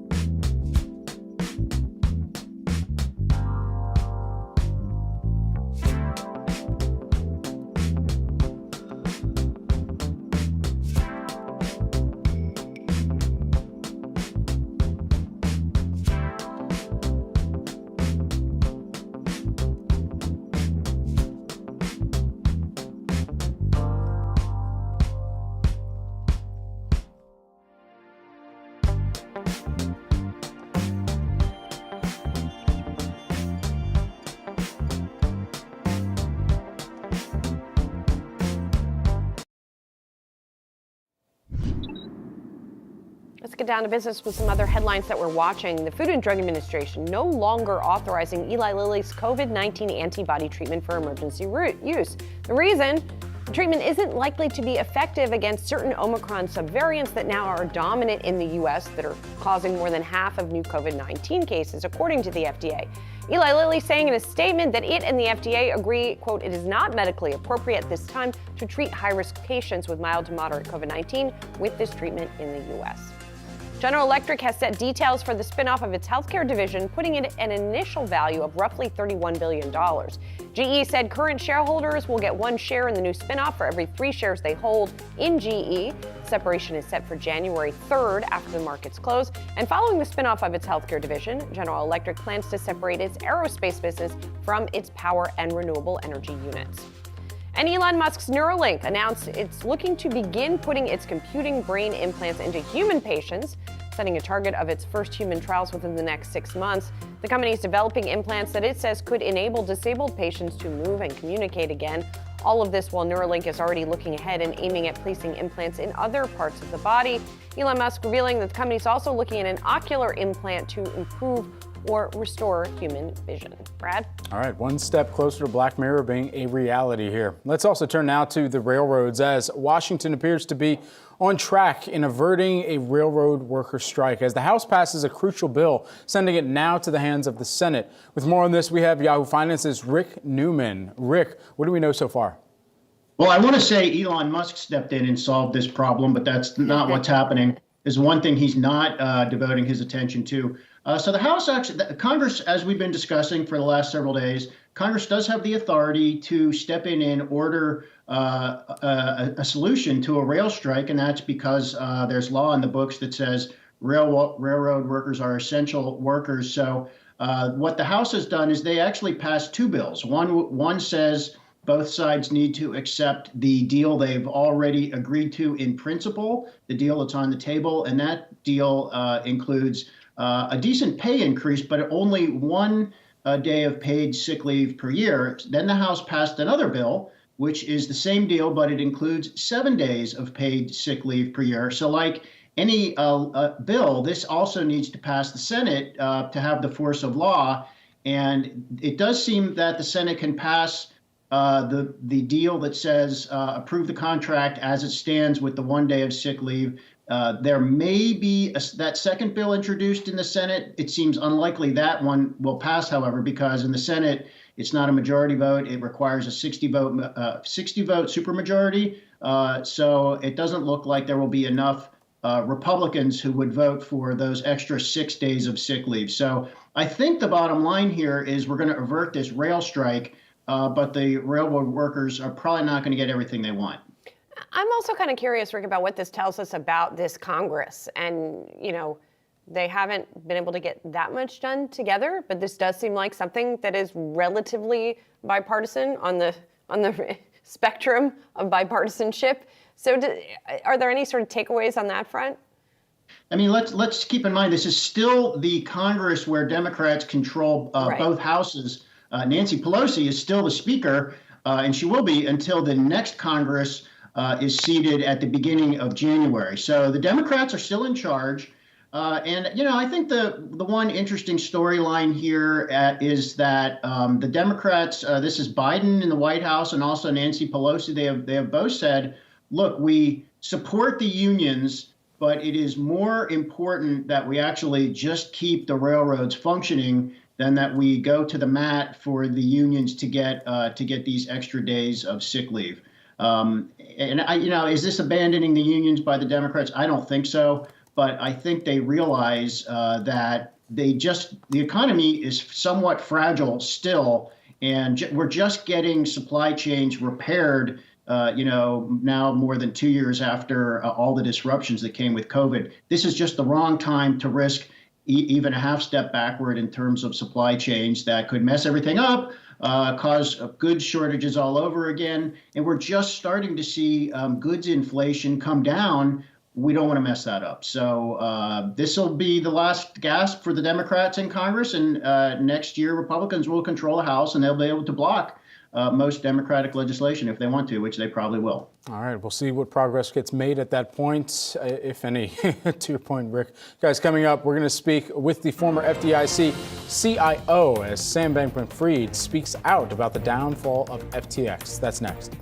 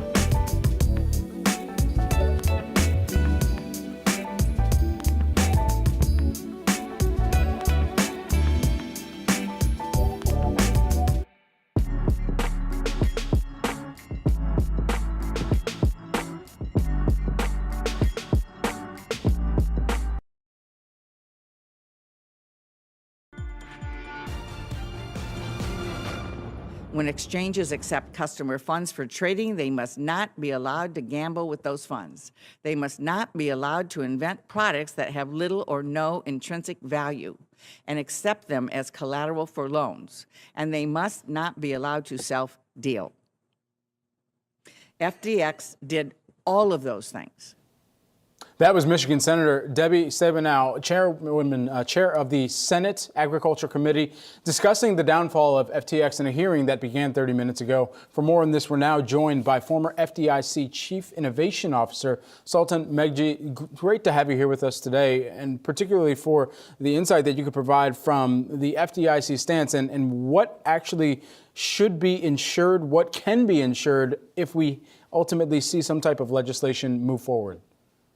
Well, first off, thank you for having me. And second, I would be remiss if I didn't start with the standard disclaimer of any federal employee, even though I'm no longer one, that I speak on my own behalf and not on behalf of the agency or the administration. But to your question, crypto isn't actually regulated in the United States in any way, and there is no insurance against it except for traditional business insurance that a company could choose to get.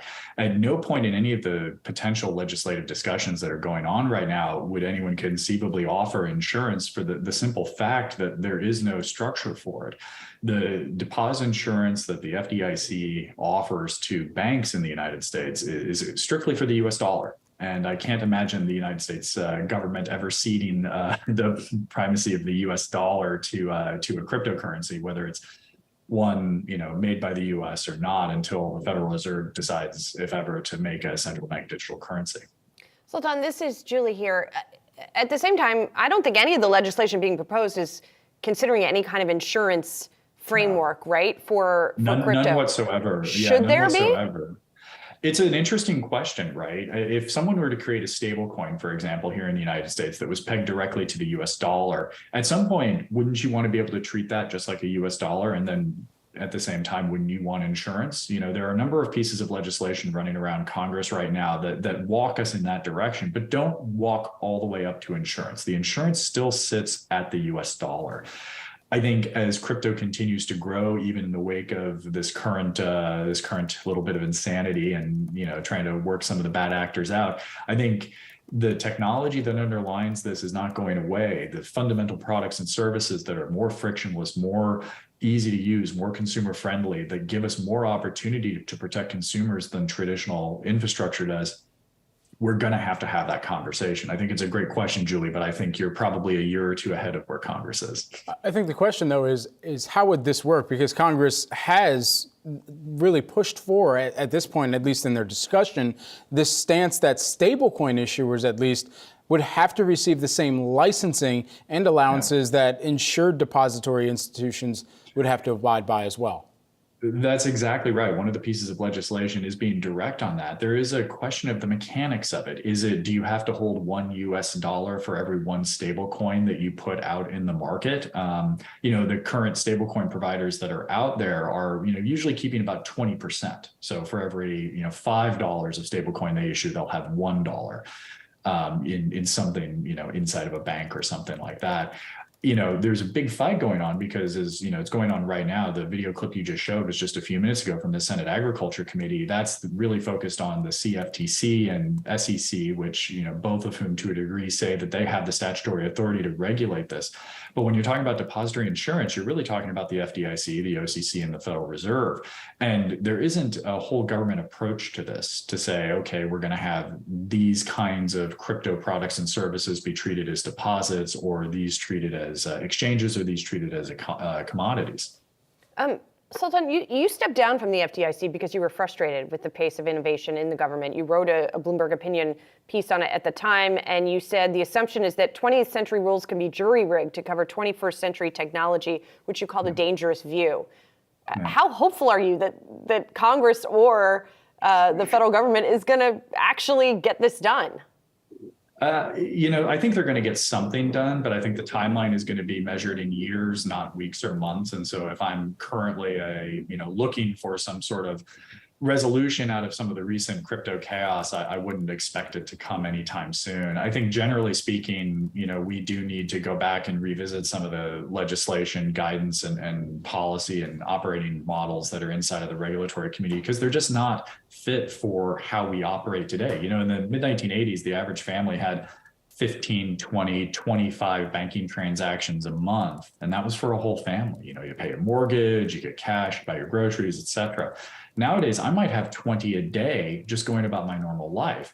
And the way we have built our regulatory regimes don't take into account what modern technology is doing. I'm not optimistic that the US government will be leading this in any way whatsoever. Well, at the same time, the situation is moving so quickly that a lot fewer people are now invested in crypto. And those that are have a lot less in it because of the collapse that we've seen in the price. So I'm just curious, there's urgency on the one hand because we've seen incidents like what happened at FTX, but is there less urgency on the other? Like, has the situation become not moot, but less relevant because of what's happening in crypto? Are we going to just have less adoption of crypto as a result of what's going on right now? It's a great question to ask, and I'm not going to try to magic 8-ball that. My own personal opinion is that no. I think if anything, we're going to see a continued increase in the usage of these technologies for the fundamental reason that it's what consumers are asking for. Over the last 5 years, we've put a tremendous amount of new capital into the American economy. And a massive percentage of that hasn't gone into the traditional banking system. Customers are not happy with what the banks are offering right now. For the last decade, it's been drifting away. And we see a lot of, especially younger people, not going into branches. They want to do everything from their phone. They want to have the kind of financial services, products and services that they actually want, not what their grandparents wanted. And that is all being built on crypto technology. Anything that's not being built on crypto technology is behind the curve. The average banking system is over 15 years old at this point. It's a big risk to the overall system. But for the next few years, we're going to see a lot of build, and I think we're going to see a tremendous investment in the technologies underlying crypto. And for those who don't spend all their day in crypto, I'll say, remember, crypto is really three things. It's a set of technologies. There are cryptocurrencies, and then there are products and services built on top of them. What we're seeing right now is that those technologies and the products and services being built on top of them are being invested in orders of magnitude more than just a few years ago. And this year has not changed that in the slightest. Got to hustle to the finish here, Sultan. But when we think about what the congressional members who are doing some of the questioning can ask of FTX, can ask of former FTX CEO Sam Bankman-Fried, because they don't spend every single day in this space, what is one good question that they could put forward? The biggest question to ask is, what can we do today to protect the American consumer? Okay. Because right now, there are billions of dollars out there of Americans' money sitting in these unregulated systems, and there are tremendous capabilities to protect them, to stop things like FTX happening again. And then just lastly, while we have you here, you also work on the VC side currently here. And when you think about what due diligence venture capitalists didn't do when they were investing into FTX, what needs to be done differently to make sure that this doesn't happen again, where you have massive sums of money being thrown at a corporation that had otherwise less than wholesome operations in its own right, just to summarize it, if I may? Well, I think we now are seeing what separates a good VC from a bad VC. Good VCs would look at an FTX 5 years ago and say, I'm not touching that with a 10-foot pole. And bad VCs haven't, and they put a lot of money in there, and celebrities and all these others did too. There's a difference between having a great brand as a VC and actually being a good VC. And I would say if I was ever thinking about investing in a VC or investing in a company, I would put a lot more energy into due diligence and look at what really good VCs do, and look at the VCs that aren't having bad reactions to the last 6 months and not feeling overexposed. This is not rocket science. Venture capital has been around for decades, and there are a lot of wonderful firms out there that do a great job, not just on due diligence, but then, for example, on financial audits of their investments and ensuring that those investments are managed appropriately. And it's not hard to find this. Former FDIC Chief Innovation Officer and Duke Professor Sultan Meghji joining us here today. Thanks so much for the time and the insights. We really appreciate it, and hope some of the members of Congress who have a little time on their hands were listening too. Thanks so much. Thank you. Coming up, everyone, JP Morgan launching a new free digital planning tool. We're going to discuss next.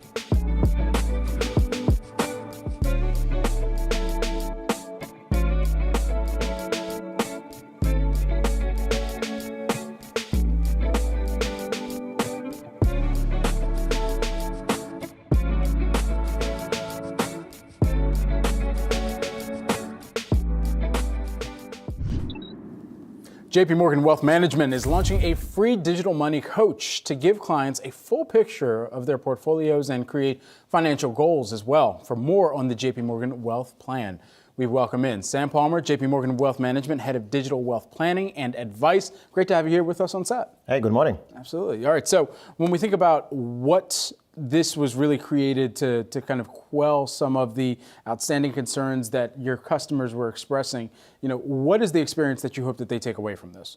Yeah, look, as you said, Wealth Plan is a digital money coach. And the logic and the philosophy that we wanted to help our clients with is to help focus on the long term, especially in volatile markets that we see right now. It's very easy to either not invest at all or to get swayed and get emotional. Money is emotional in volatile markets. We might take some actions that we might regret later on. So what we wanted to do with Wealth Plan is to help our clients focus on the long term, focus on creating long-term goals, and have everything at their hands to be able to think about the long term and invest. So basically, this is a tool within their Chase app that has all of their accounts, including external accounts.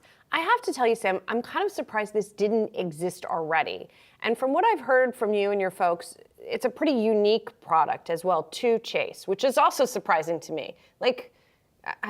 What took so long to do something like this? Right. So I think overall in wealth management and in financial services, we're becoming more digital day by day. And as you said, Julie, what we're very excited about is that right in the Chase mobile app, you can see all of your accounts, not just from within Chase, but also from outside. And that's what gives you that full 360 view of your finances. But it's not only that, but that is what connects automatically to this long-term, robust financial planning component as well.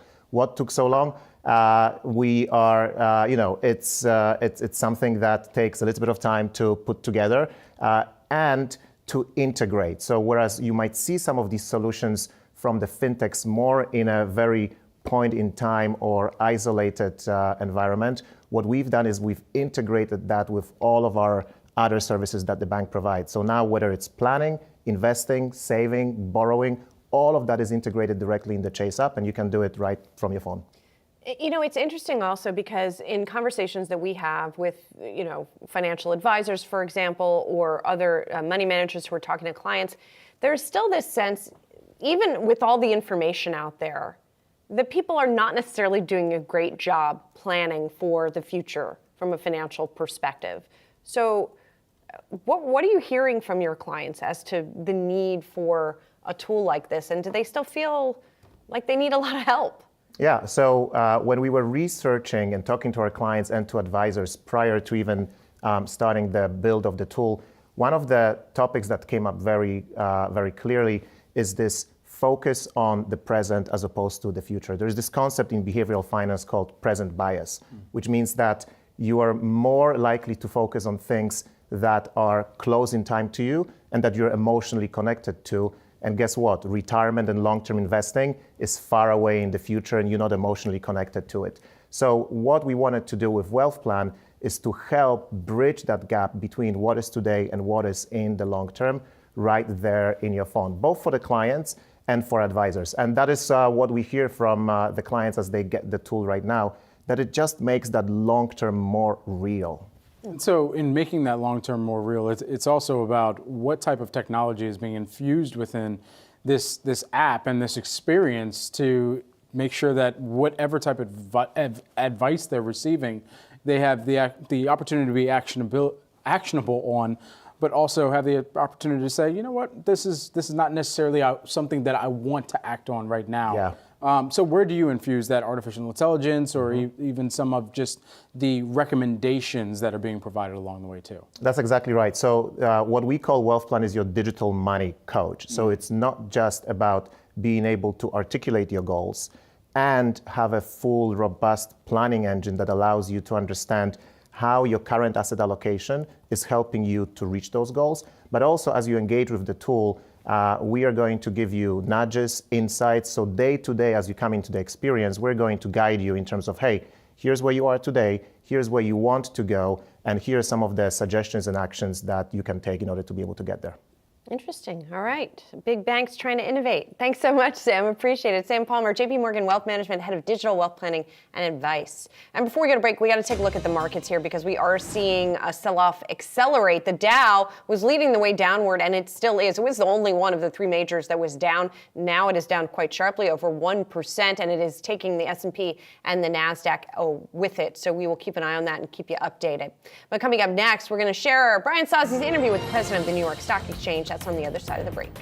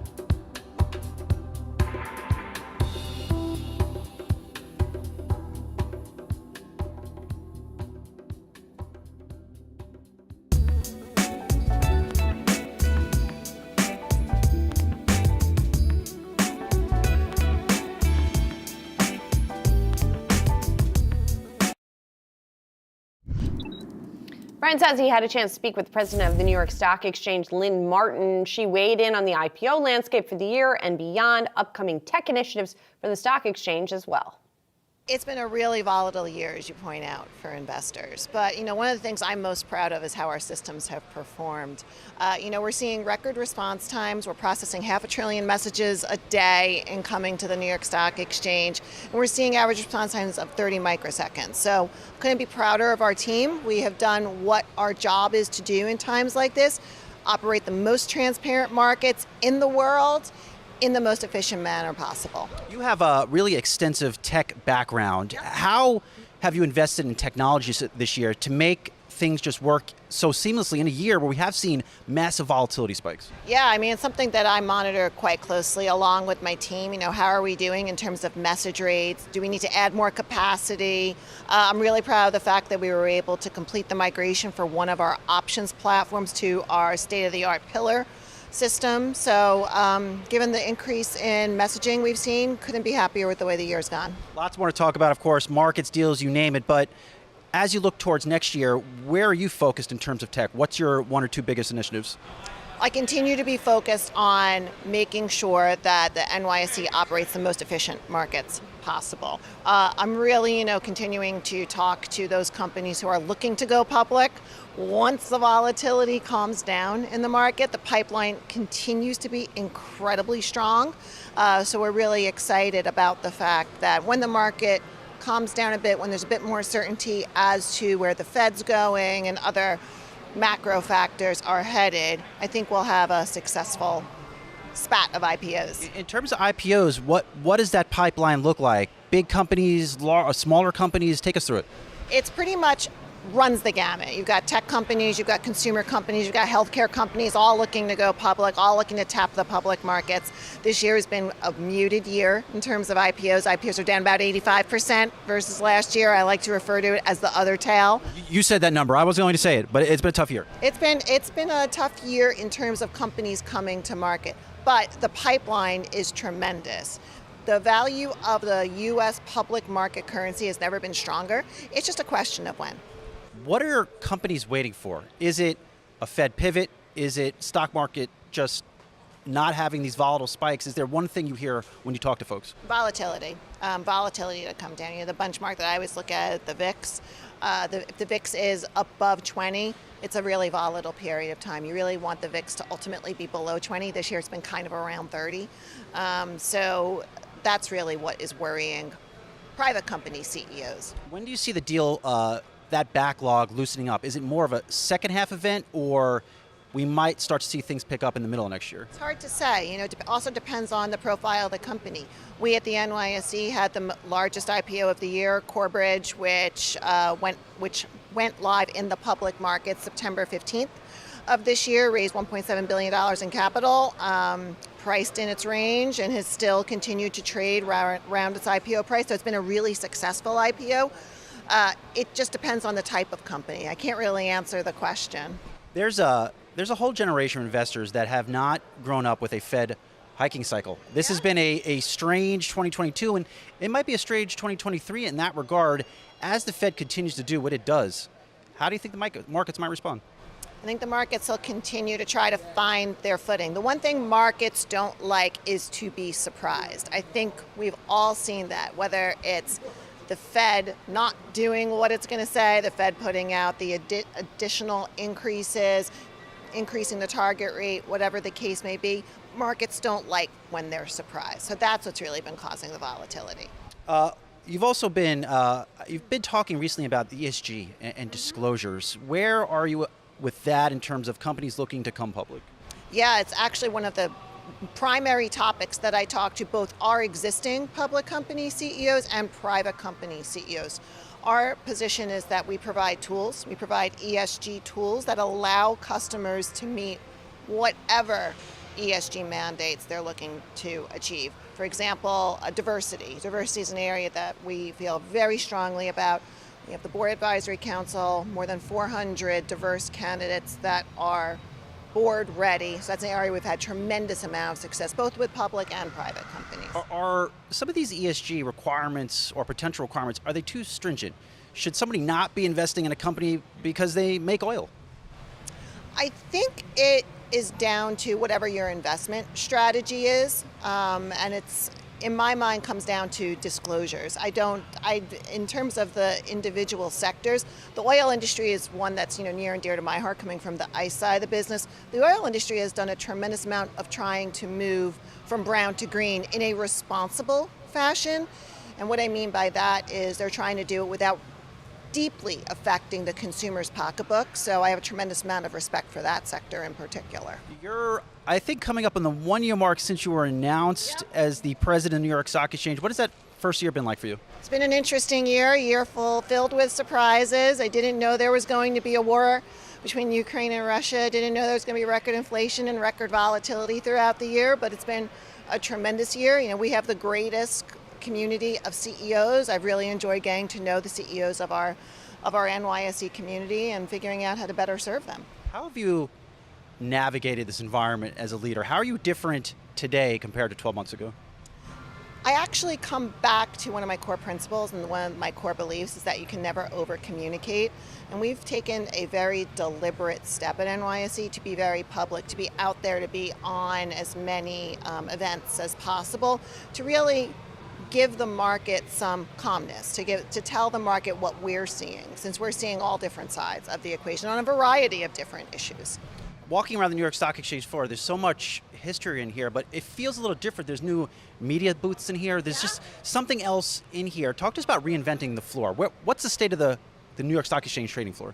Well, the floor, especially in the volatile conditions, the traditional role of the floor has never been more relevant, and that's something that resonates with people we're talking to that are private companies looking to come public.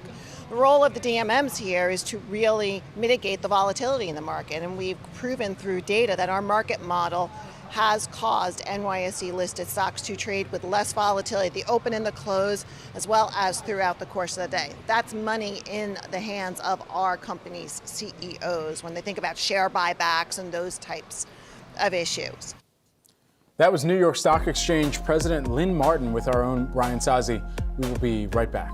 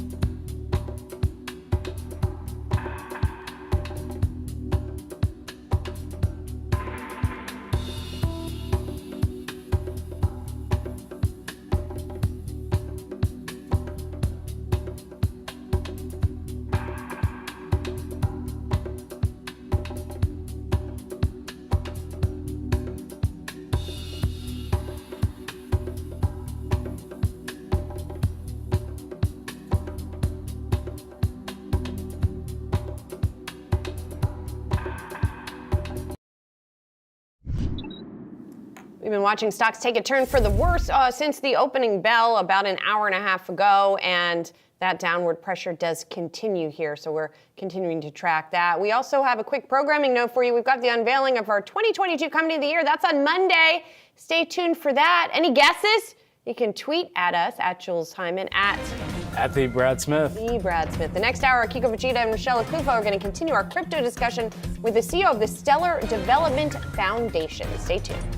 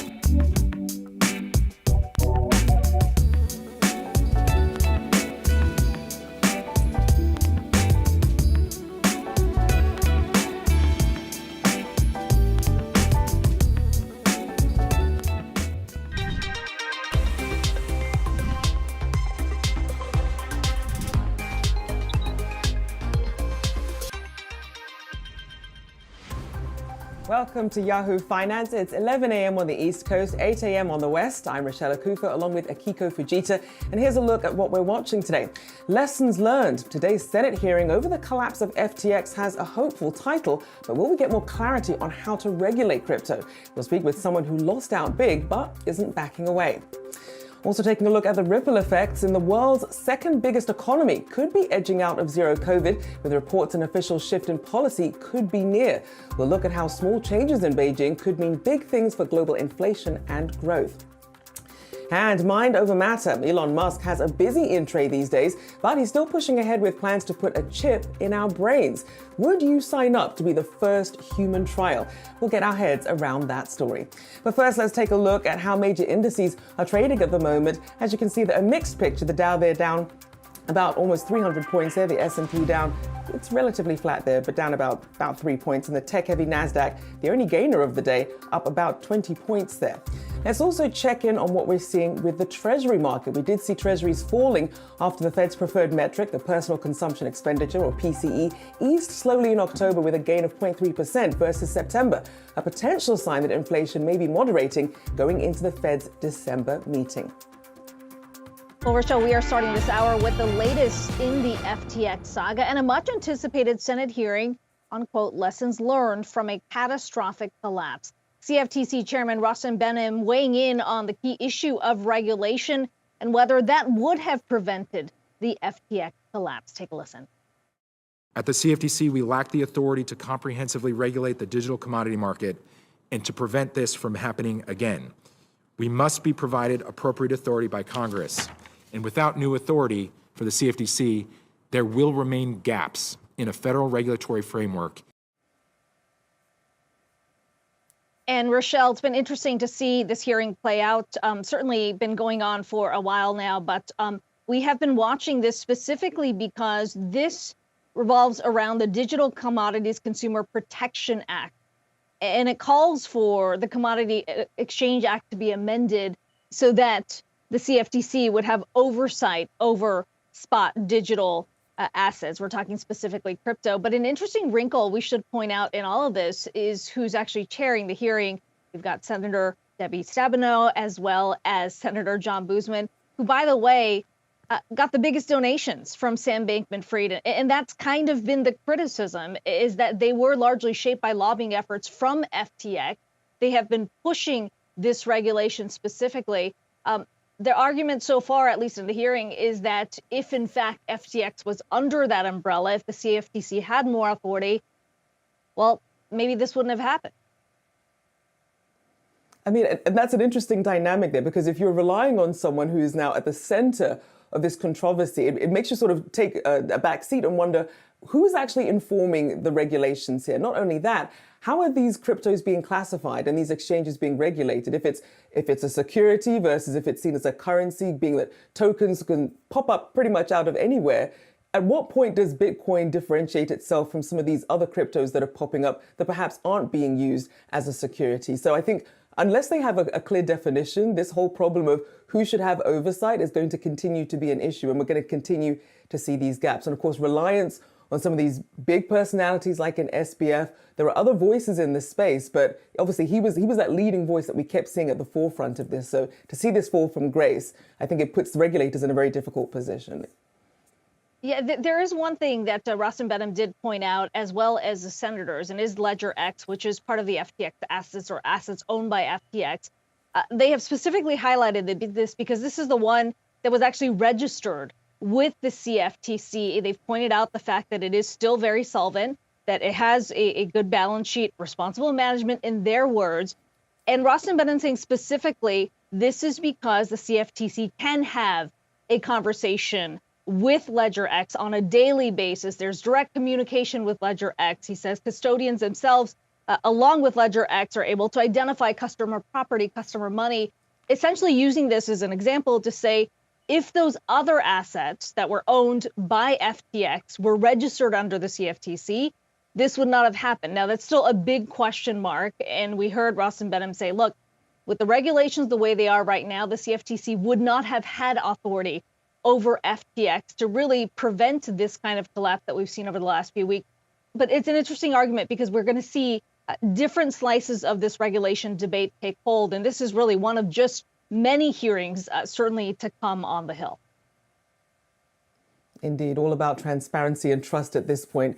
Well, let's also dive deeper into this crypto regulation debate. We're joined by Danelle Dixon, Stellar Development Foundation CEO. Good to have you on the show. So I want to get some of your takeaways to some of the sound that we're getting out of this hearing so far.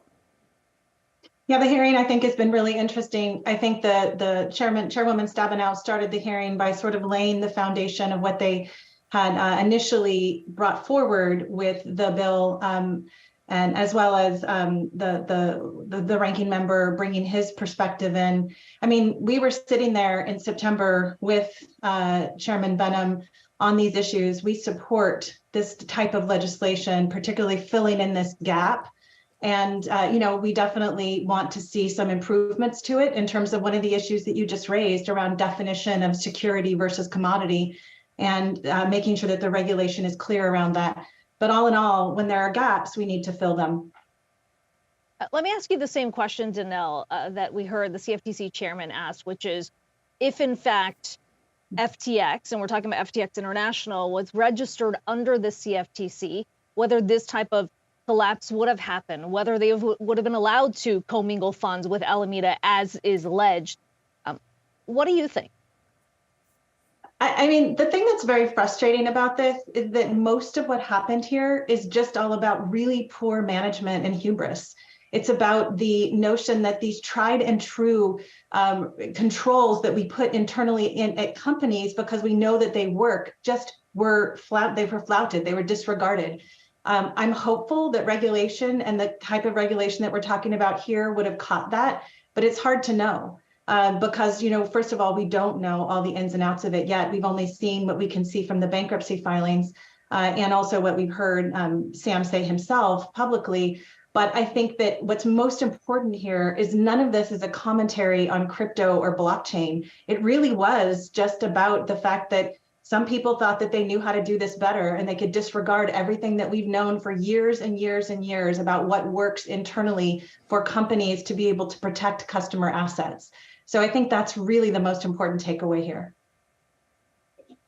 But what does this damage to trust actually do for the industry? We did see a lot of people sort of pulling money out of exchanges, going to hard wallets instead, because they were sort of waiting for the dust to settle to really find out which exchanges they could trust. So I wanted to get your take, because SBF called this a risk management problem that got out of hand. Would you agree with that?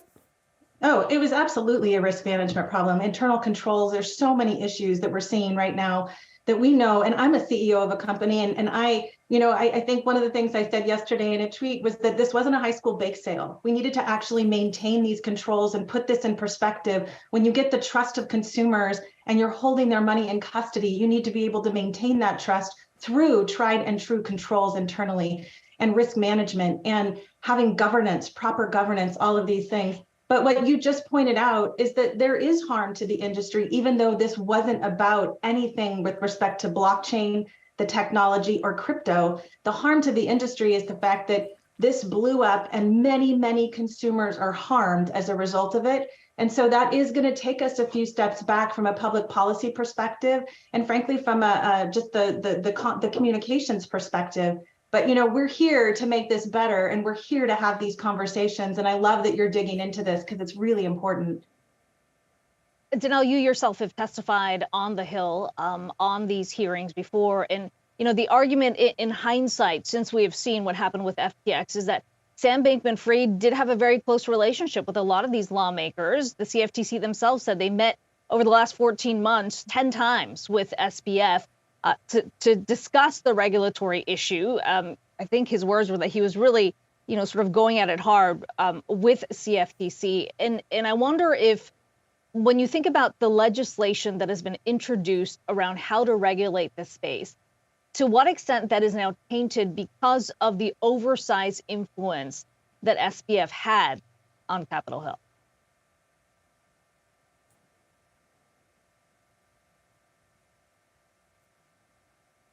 Danelle, can you hear us okay? I now can. Sorry, I lost you for a second.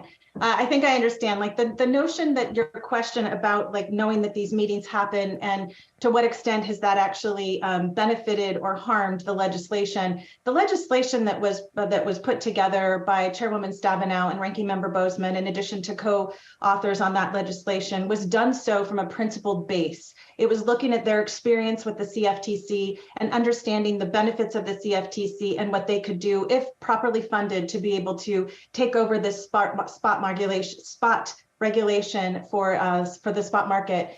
And that, importantly, is not something that Sam Bankman-Fried made up. And that is, importantly, not something that FTX influenced in terms of that creation of the notion that there's a gap there. So I think that to the extent that there was a lot of influence by FTX and Sam himself, it doesn't actually tarnish this legislation. The fact is there's a gap, and we need to fill that gap. I would love to see the gap filled with definitions around what is a security in this space and what is what remains a commodity, understanding the balance between the SEC and the CFTC. These are things that need to happen because it actually creates regulatory clarity for the industry as a whole. And it actually allows consumers to feel much more protected. So these are all really important, despite the influence of maybe some players that didn't have their hearts and minds in the right place when they went to make these things happen. Danelle Dixon, appreciate you joining us today to get your insights. Stellar Development Foundation CEO. Well, Sam Bankman-Fried stealing the headlines, but crypto is about more than just one man. So where does the investment community stand? A new report by Glassnode gives us a sense of the trends since FTX's historic collapse. Our first chart shows realized losses over 7 days in November, meaning the loss incurred by selling an asset. It shows the fourth biggest capitulation event on record at $10.16 billion. Now, that's 4 times larger than the peak in December of 2018. We can also quantify the scale of unrealized losses relative to the market size. Bitcoin holders saw losses peaking at 56% of the total market cap, the highest for this cycle and comparable to prior bear market floors. SBF, as we've seen, has been speaking again. This morning, he was on Good Morning America. Take a listen to what he had to say. I wasn't spending any time or effort trying to manage risk on FTX, and that obviously that's that a was stunning admission. What? That's a pretty stunning admission. Yeah, I mean, I don't know what to say. Like, what happened, and like if I had been spending an hour a day thinking about risk management on FTX, I don't think that would have happened. I think I stopped working as hard for a bit. You know, honestly, if I look back on myself, I think I got a little cocky, maybe more than a little bit.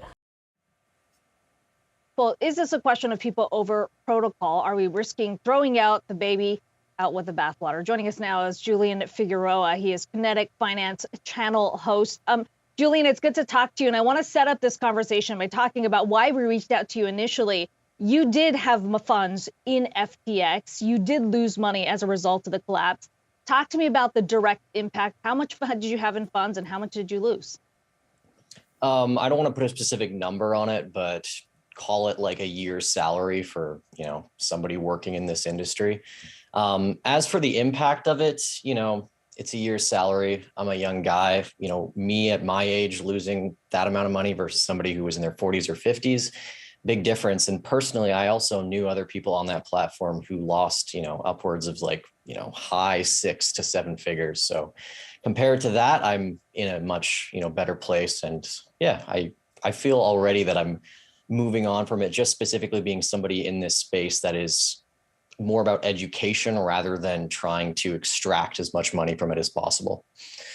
With that said, what do you make of what we've heard from Sam Bankman-Fried, not just at the New York Times Deal Book event yesterday, but from GMA this morning, saying essentially this wasn't fraud. I just simply was in over my head.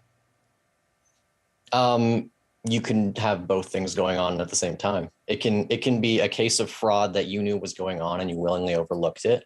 What I see when I watch the interviews of Sam Bankman-Fried, just from like a body language perspective, is he's shivering, he's looking down, it seems that his trajectory with all this media is going in the way of almost eventually pleading to some form of insanity or something going on here. It's kind of publicly known that he took a lot of amphetamines while he was on the job. It feels like all this has been ill-advised against, the advice of his lawyers. So I don't know where this is ultimately going, but, for him, I wouldn't be out on camera doing these interviews, miswording things like he has when this issue is so much bigger than him. The millions of lives that have been affected by this, he seems to just have no empathy or understanding of the damage that he's caused. And in terms of trust, because a lot of crypto and Bitcoin educators who are online, we're seeing their comments filled with a lot of backlash as well. I see you still have your Satoshi T-shirt on there, so it still seems that you're still holding on to this. What is still giving you faith at this point, Julian? What is giving me faith at this point? Well, I think one of the things that has come out of this that I kind of view from an educator standpoint is that we need to have a very clear delineation between what Bitcoin is and what cryptocurrency is. Bitcoin was invented in 2009. And if you actually look at Satoshi's white paper, the word cryptocurrency and even blockchain don't even appear in it. These are things that were, coined years after, and they've kind of become their own industry in of itself. A lot of people comparing it to kind of the internet bubble back in, the 2000s, where essentially you had a buzzword that was built on top of, and people got millions and billions of dollars of funding to build these apps, these bridges to nowhere. And then you had the genuine innovations that actually use the technology. Bitcoin, I see, is like the TCP IP, which a lot of people don't even know. It's the backbone of the internet itself. And the way that I see Bitcoin moving is it is going to be around long past you and I. It's going to be churning out block after block, years and decades after we're, dead in the ground. This is a protocol that was built to last forever in permanence. It's a digital money for the entire world, and we need to kind of coalesce and start to understand how that is separate from the rest of the cryptocurrency industry, which is a whole lot of grift and Ponzi schemes. So what's the lasting impact coming out of this, Julian? I know when we spoke before, you said, number one, it is about money being withdrawn from exchanges and really kind of going back to that decentralized system that so many bought into initially. Yeah. So, this is what makes Bitcoin such a unique asset, right? Like when you have stocks or ETFs and all these things, they don't function unless you have another counterparty, like a stock brokerage or a bank, to interact with it. You can't really take possession of a stock, I guess, unless you had like a stock certificate. But even then, it's third counterparties that you always rely on to take possession of these things. And I think now, because of this FTX thing, you've gotten this level of distrust among all exchanges, and people are finally utilizing the killer app, the killer feature of Bitcoin, which is that you can take full possession of your assets and nobody can take that away from you. It's just lines of code. It's just a public and a private key. And it's been a very expensive and painful learning lesson for a lot of people in this space. It's not even my first time that I've been rug pulled by an exchange, but it's further evidence that we need to have a digital financial system where we have complete control over our assets and we don't need exchanges.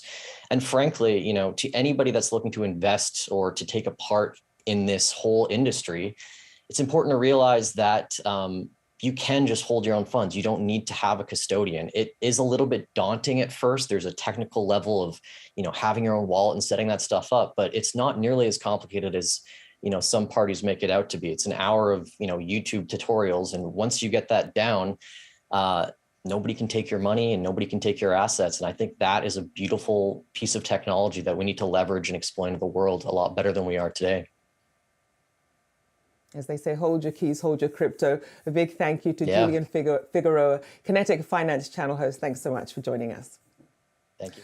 All right, well, stronger than expected results leading to a big pop for shares of Five Below. The discount retailer saw earnings fall 32% from last year, but that came in well above Wall Street expectations. Comparable sales also fell 2.7%.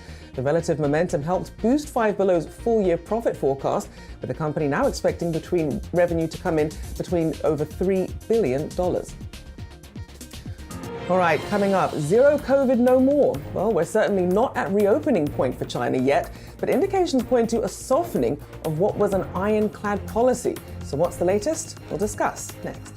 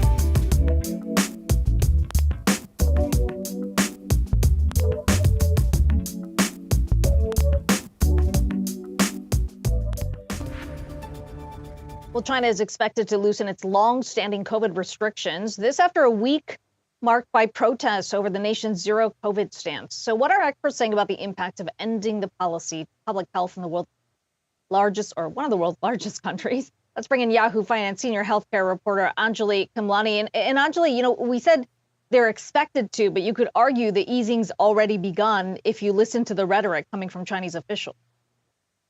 That's right. We already hear, talk of what this easing would look like. Reuters reporting today that would include reduction of who is required to isolate in one of these isolation centers. That would include all but pregnant women, the elderly, and the most vulnerable. The rest could start to isolate at home if they are positive. Also, greater use of antigen testing. Right now, the country really reliant on the more labor-intensive but more accurate PCR tests, and so a shift to antigen tests like the rest of the world could be in the books, as well as what we've seen recently, the discussion about pushing for elderly to get those fourth doses, as well as pushing for more compliance with those third doses, all after the relaxing of international travel guidelines. So we've seen this really step-by-step easing that's been coming in, and that also at a time where we've already seen these restrictive lockdowns, which resulted in those protests that you referred to earlier. And all of this could be a strain on the Chinese hospitals, and that's something that the government has to contend with and figure out. If you recall, we saw those temporary hospitals built up really quickly early on in the pandemic. They have since been decommissioned. So how the country will handle a surge in cases and whether or not they will separate between severe and milder cases is also something that remains to be seen. Back to you. Certainly a work in progress there with this easing. Anjali Kamlani there, thank you so much. All right, well, Asia markets rallied on the expectation of China easing its zero COVID stance. Let's go to Jared Blickery for more. Jared, what are you seeing? That's right. We got to start with the currency situation. This heat map right here are the world currencies with the U.S. dollar. It's green if the U.S. dollar is up over the last 3 days, red if it's in the red, in other words, the U.S. dollar down. And we can see a lot more red, and that is a good thing for risk markets around the world. Let me just show you what's happening with the yuan here over in China. This is a 1 month chart, down 3.5%. Doesn't seem like a big percentage. That is a lot in currency terms. On a year-to-date chart, you can see all this strengthening by the U.S. dollar. This is a little bit of easing, and this has been a welcome respite for the markets. This has allowed a very strong rally in Chinese stocks, which really perked up long before U.S. equities, and this was before the October rally. But just check out what's happened over the last 3 days. That is basically since Tuesday. Some huge outside gains by Alibaba, Pinduoduo, Baidu. A lot of these names up double digits, and when you take a look at the 1 month return and sort by performance here, some of these names have actually doubled in value. You can see Data up there, up 100%. So bottom line is Chinese stocks took off first. There's a lot of headline risk, but those were the most beaten down ones, and now they have caught the risk vibe. So we'll see how long it lasts. U.S. dollar is weakening. That is a headwind for not only these assets, but most assets out there, risk assets. Yeah, certainly a turnaround that we have seen over the last few weeks. Jared, thanks so much for that. Well, coming up, here's a stat to think about. There are 86 billion neurons in your brain. Turns out Elon Musk wants to control all of them, but isn't he busy enough with Twitter and Tesla to play with our minds? We're going to put that question to Yahoo Finance's Dan Halley after the break.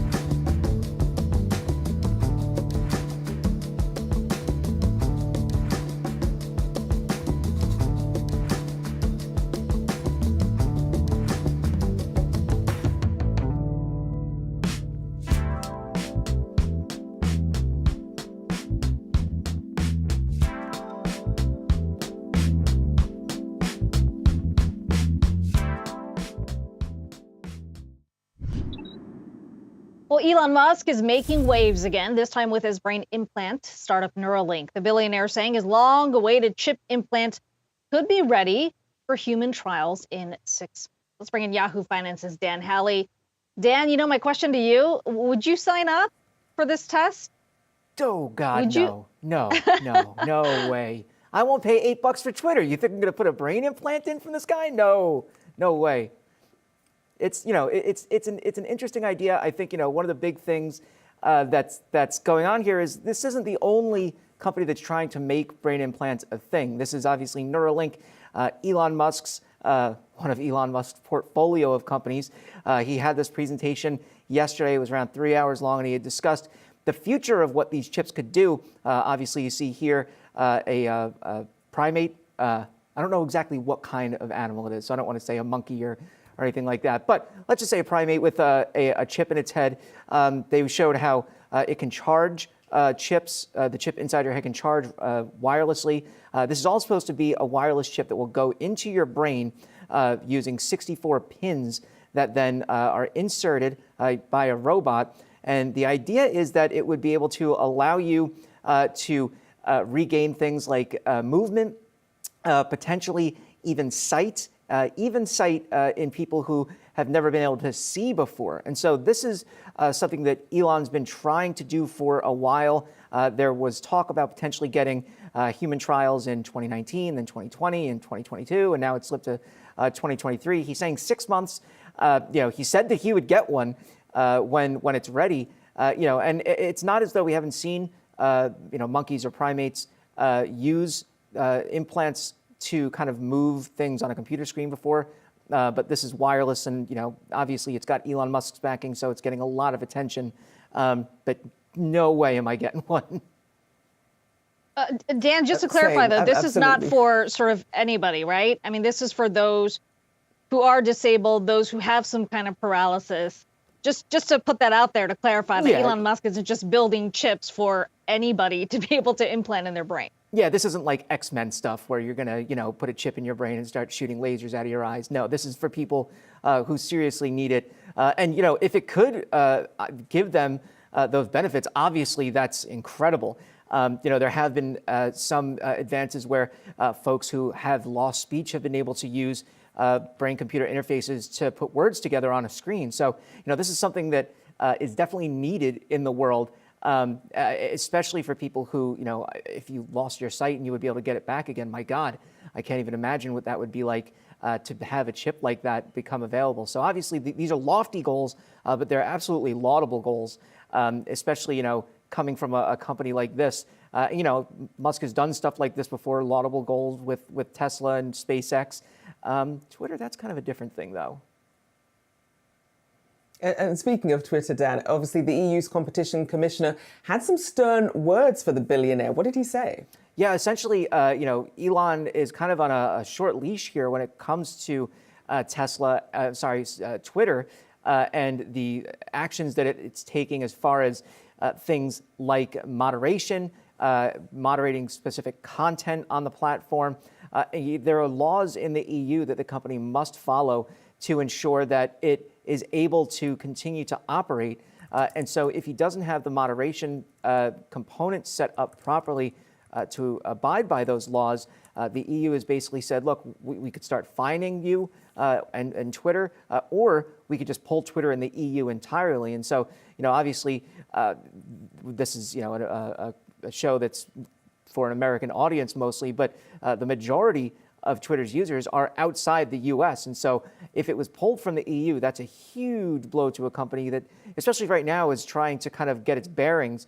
It still relies heavily on advertising. Obviously, they're suffering there with advertisers pulling out. They're trying to develop the subscription model. So any kind of loss of users would be massive. So Musk has said that he's going to comply with those rules. He spoke to people at the EU saying that he, agrees that he with those rules and that he wants to make sure that Twitter is up to date with them. So, we just have to see how he moves forward and what the kind of compliance schedule is there. But it looks like he's taking it very seriously.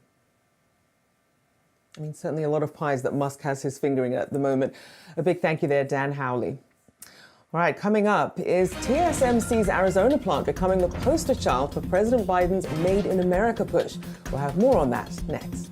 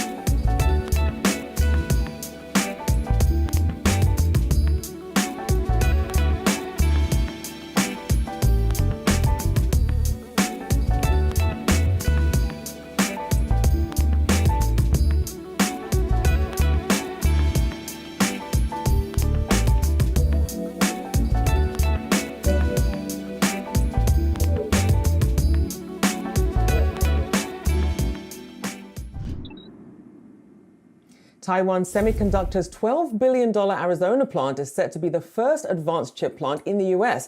That's according to White House officials. Now, that marks a key step for President Biden, whose administration looks to bolster domestic chip making.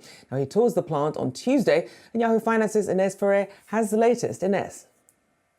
And Rochelle, on Tuesday also, it's expected that Taiwan Semiconductor may announce that it will be producing its 4-nanometer chips. That's the advanced chip. This would be an upgrade from previous statements.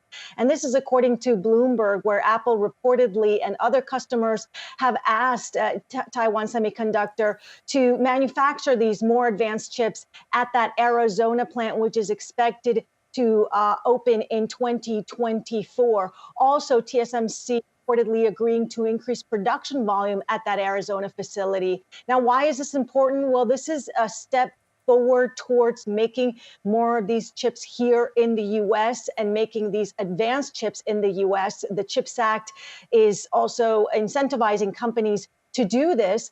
And given the tensions between the U.S. and China's position towards Taiwan, keep in mind, Taiwan Semiconductors is based out of Taiwan. So this is really seen as a win for President Biden and the goal of the administration to bring chip productions here to the U.S. Rochelle Akiko. Yeah, another reason for the administration to be doing a victory lap here. We've seen a number of those deals lined up since the CHIPS Act was passed. Inez Ferrer, thanks so much for that. Well, let's move on to shares of Dollar General, taking a steep fall today in the session, down more than 8% after the discount retailer reported an earnings miss and lowered its guidance for the year. Joining now to discuss is Loop Capital Managing Director Anthony Chikumba. Anthony, it's never a good thing when you miss and you lower your forecast, but an 8% decline. You think that's justified? I think that it's overdone, quite frankly. Now, to be clear, it's rare to see Dollar General not only miss consensus expectations, but also guide lower for the upcoming quarter. And we clearly saw that here. So I certainly understand the stock being down. But when you really start to peel the onion, a lot of this is based on temporary factors. And thus, I believe that this is a great buying opportunity. So when do you expect things to turn around then? Because you said this will be a temporary blip right now. Yeah, so it sounds like a lot of this had to do with some incremental costs related to the supply chain. They had some temporary distribution centers that they didn't stand up quite as quickly as they were expecting. That alone was a $40 million pre-tax hit to the third quarter results. That equates to about 14 cents a share. So that's like 2/3 of the missed consensus expectations. That'll continue to be a drag in the fourth quarter, but it looks like a lot of those temporary supply chain costs will dissipate by the first quarter of next year. So a temporary blip, couple quarters, doesn't change the long-term story at all. Well, Anthony, a lot of people looking at this and saying, well, certainly Dollar General, not the only one. We saw Dollar Tree also with some disappointing results. But yet you think about the environment right now that we're operating in. We hear so much about retailers talking about consumers trading down. To what extent can we expect a tailwind on the back of that for Dollar General? We're already seeing that. I mean, comp store sales were up 7%. This quarter. They guided to comp store sales being up 6 to 7% in the fourth quarter. So clearly they are seeing that trade down from higher price supermarkets, drugstores, convenience stores. Quite frankly, I think there's probably even some trade down happening from Walmart and Target as well. It's not that they have lower prices than Walmart and Target, like they do have lower prices than the supermarkets, drugstores, and convenience stores, but it's more that in tough economic times, you're going to see consumers making more frequent shopping trips, smaller shopping trips closer to need. And in that scenario, you're much more likely to go to a Dollar General or a Family Dollar as opposed to trudging all the way out to the Target or the Walmart. So from a top line perspective, the results were very, very strong, as was the guidance for the fourth quarter. It's really more, like I said, those temporary supply chain headwinds. And I know that you also have BJ's Wholesale Club as a favorite as well. How does that play into the picture when you compare it to some of these dollar stores? Well, to be clear, I don't cover BJ's Wholesale. One of my colleagues does, but she is very positive, and it's a very kind of similar theme. I mean, BJ's is going to target a higher income consumer relative to a Dollar General or a Family Dollar for that matter. But it's still the same type of thing where in these tough economic times, it makes a lot more sense to go to a BJ's or even a Costco for that matter, where you're going to save a lot of money relative to the places that you normally shop. So it's a very similar theme. All right. Well, a big thank you there to Loop Capital Managing Director Anthony Chukumba. We do appreciate you joining us today.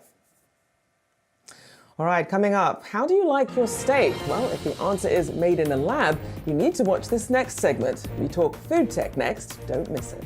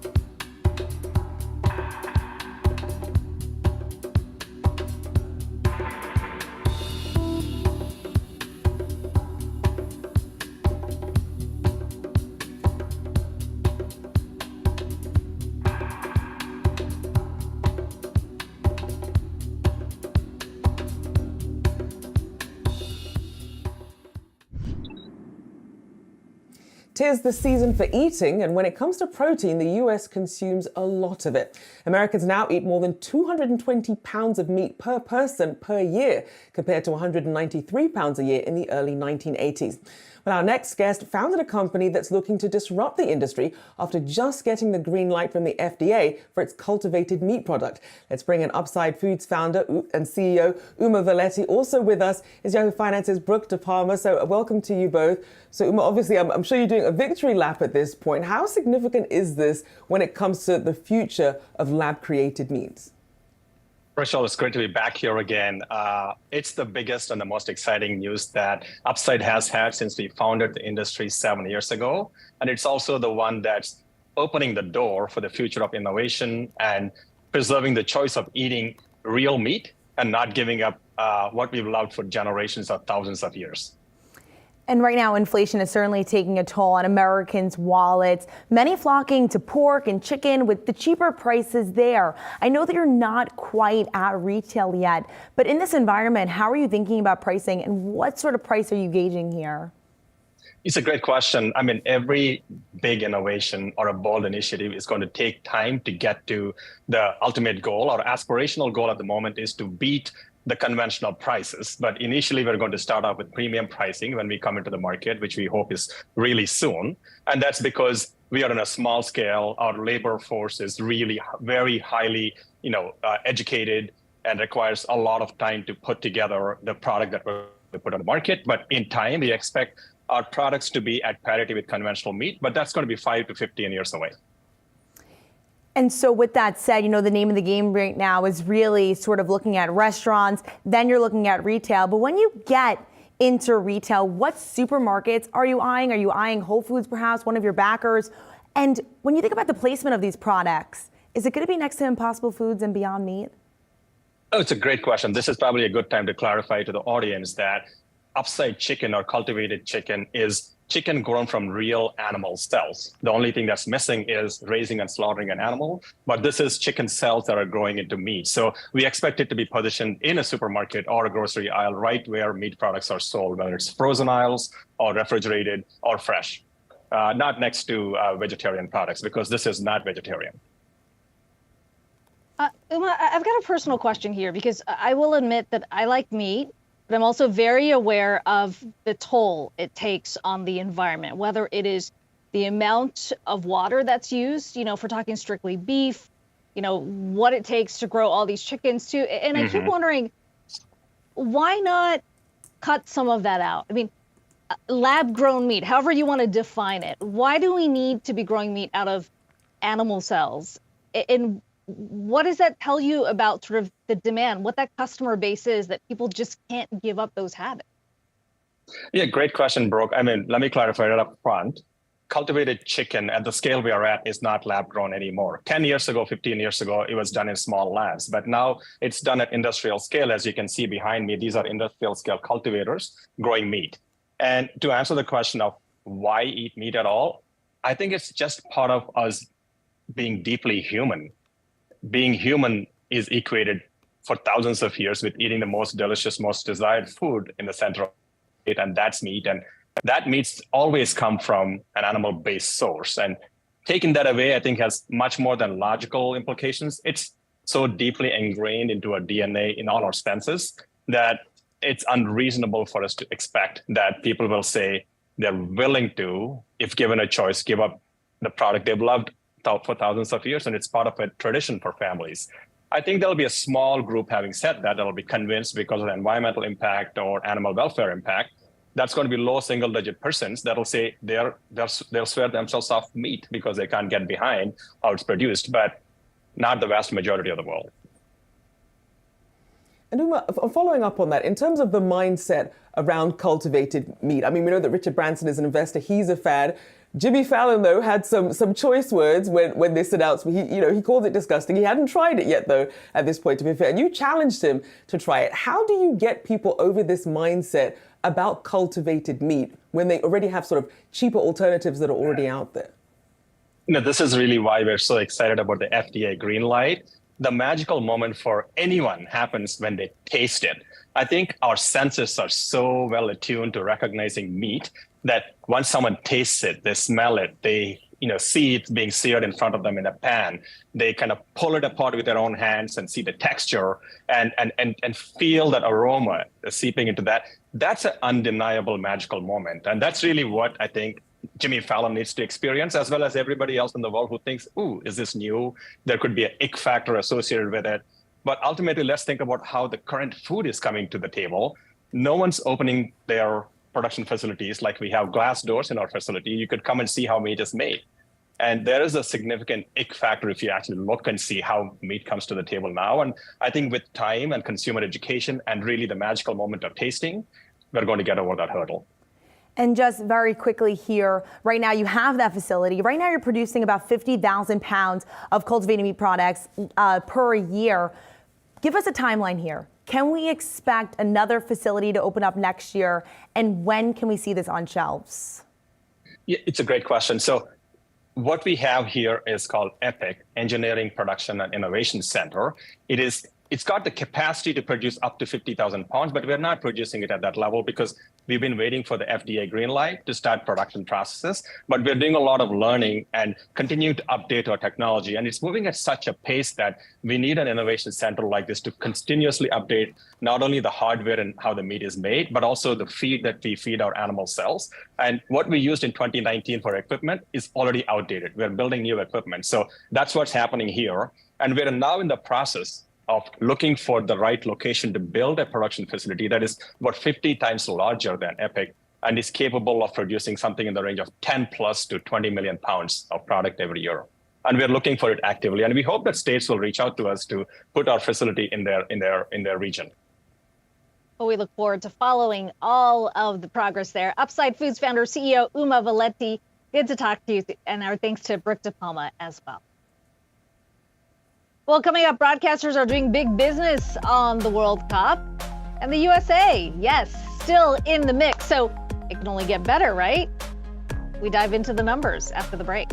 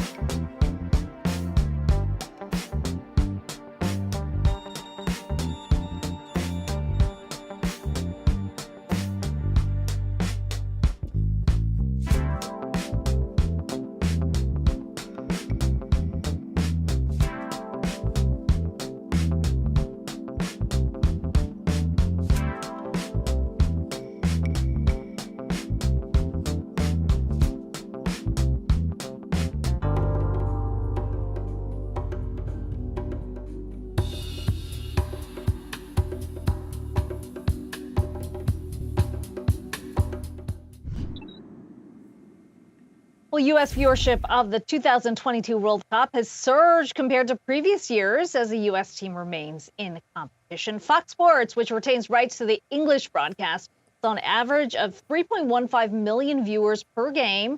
This compared to just 2.19 million back in 2008. That's according to data, at least from The Hollywood Reporter. Now remember that in 2018, the U.S. did not qualify for the Cup.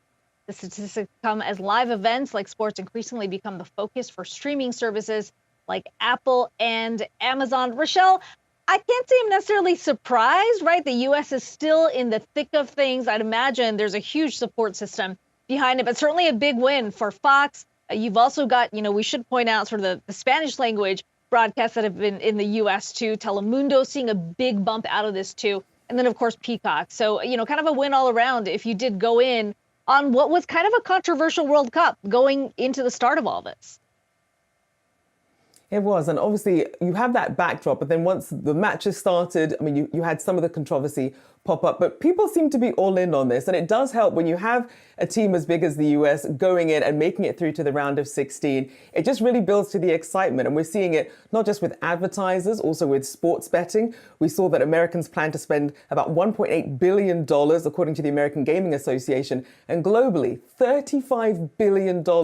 People are going to be spending on sports betting. So a lot at stake here for the people betting, for the advertisers, and every step a bit more exciting, a bit more pressure, a bit more blood pressure, but it just makes it that more exciting. And it's a social event. You have people on social media going back and forth about it. I love it. I'm a World Cup fan. England and Ghana are my teams in this, and we also made it through to the 16. So. Yeah, England and Ghana. I have to say the U.S. and Japan, which by the way is playing against Spain, sort of on the edge here. But I'm going to say something that I know that everybody who watches soccer/football hates, which is how disappointing it is at the end of 90 minutes when you're left with a draw. I will never get over that. I want a score at the end that feels satisfying. Well, once you get into the knockout stages now come the penalties. Now comes the real pressure. It's really going to be on at this point. Once you reach the knockout stages, all bets are off. It's do or die, go big or go home. And unfortunately, England does not have the best reputation when it comes to penalties. I think I was in tears the last time, but anything can happen. That's the magic of the World Cup. I mean, look at Tunisia. They beat reigning champs France. Unfortunately, they didn't make it through to the round of 16, but at least they were like, look, we beat the best. So not mad at it. Good for them. Yeah, you right, talk we're going to do England. a final check of. Well, that's always ending in tears for the most part. We'll have to leave our World Cup chat there, but we're going to get a final check of the markets to see how they're faring this afternoon. In negative territory so far, as we can see, the Dow off more than 300 points, the S&P down about 0.2%, and the Nasdaq relatively flat though, still in negative territory. And in terms of sector action, we can see that we're still seeing some pressure on financials. They're weighing heaviest at the moment. Communications, the leader in this page. Well, that will do it for now. I'm Rochelle Cooper, along with Akiko Fujita. We'll be back with you tomorrow. Thanks for watching.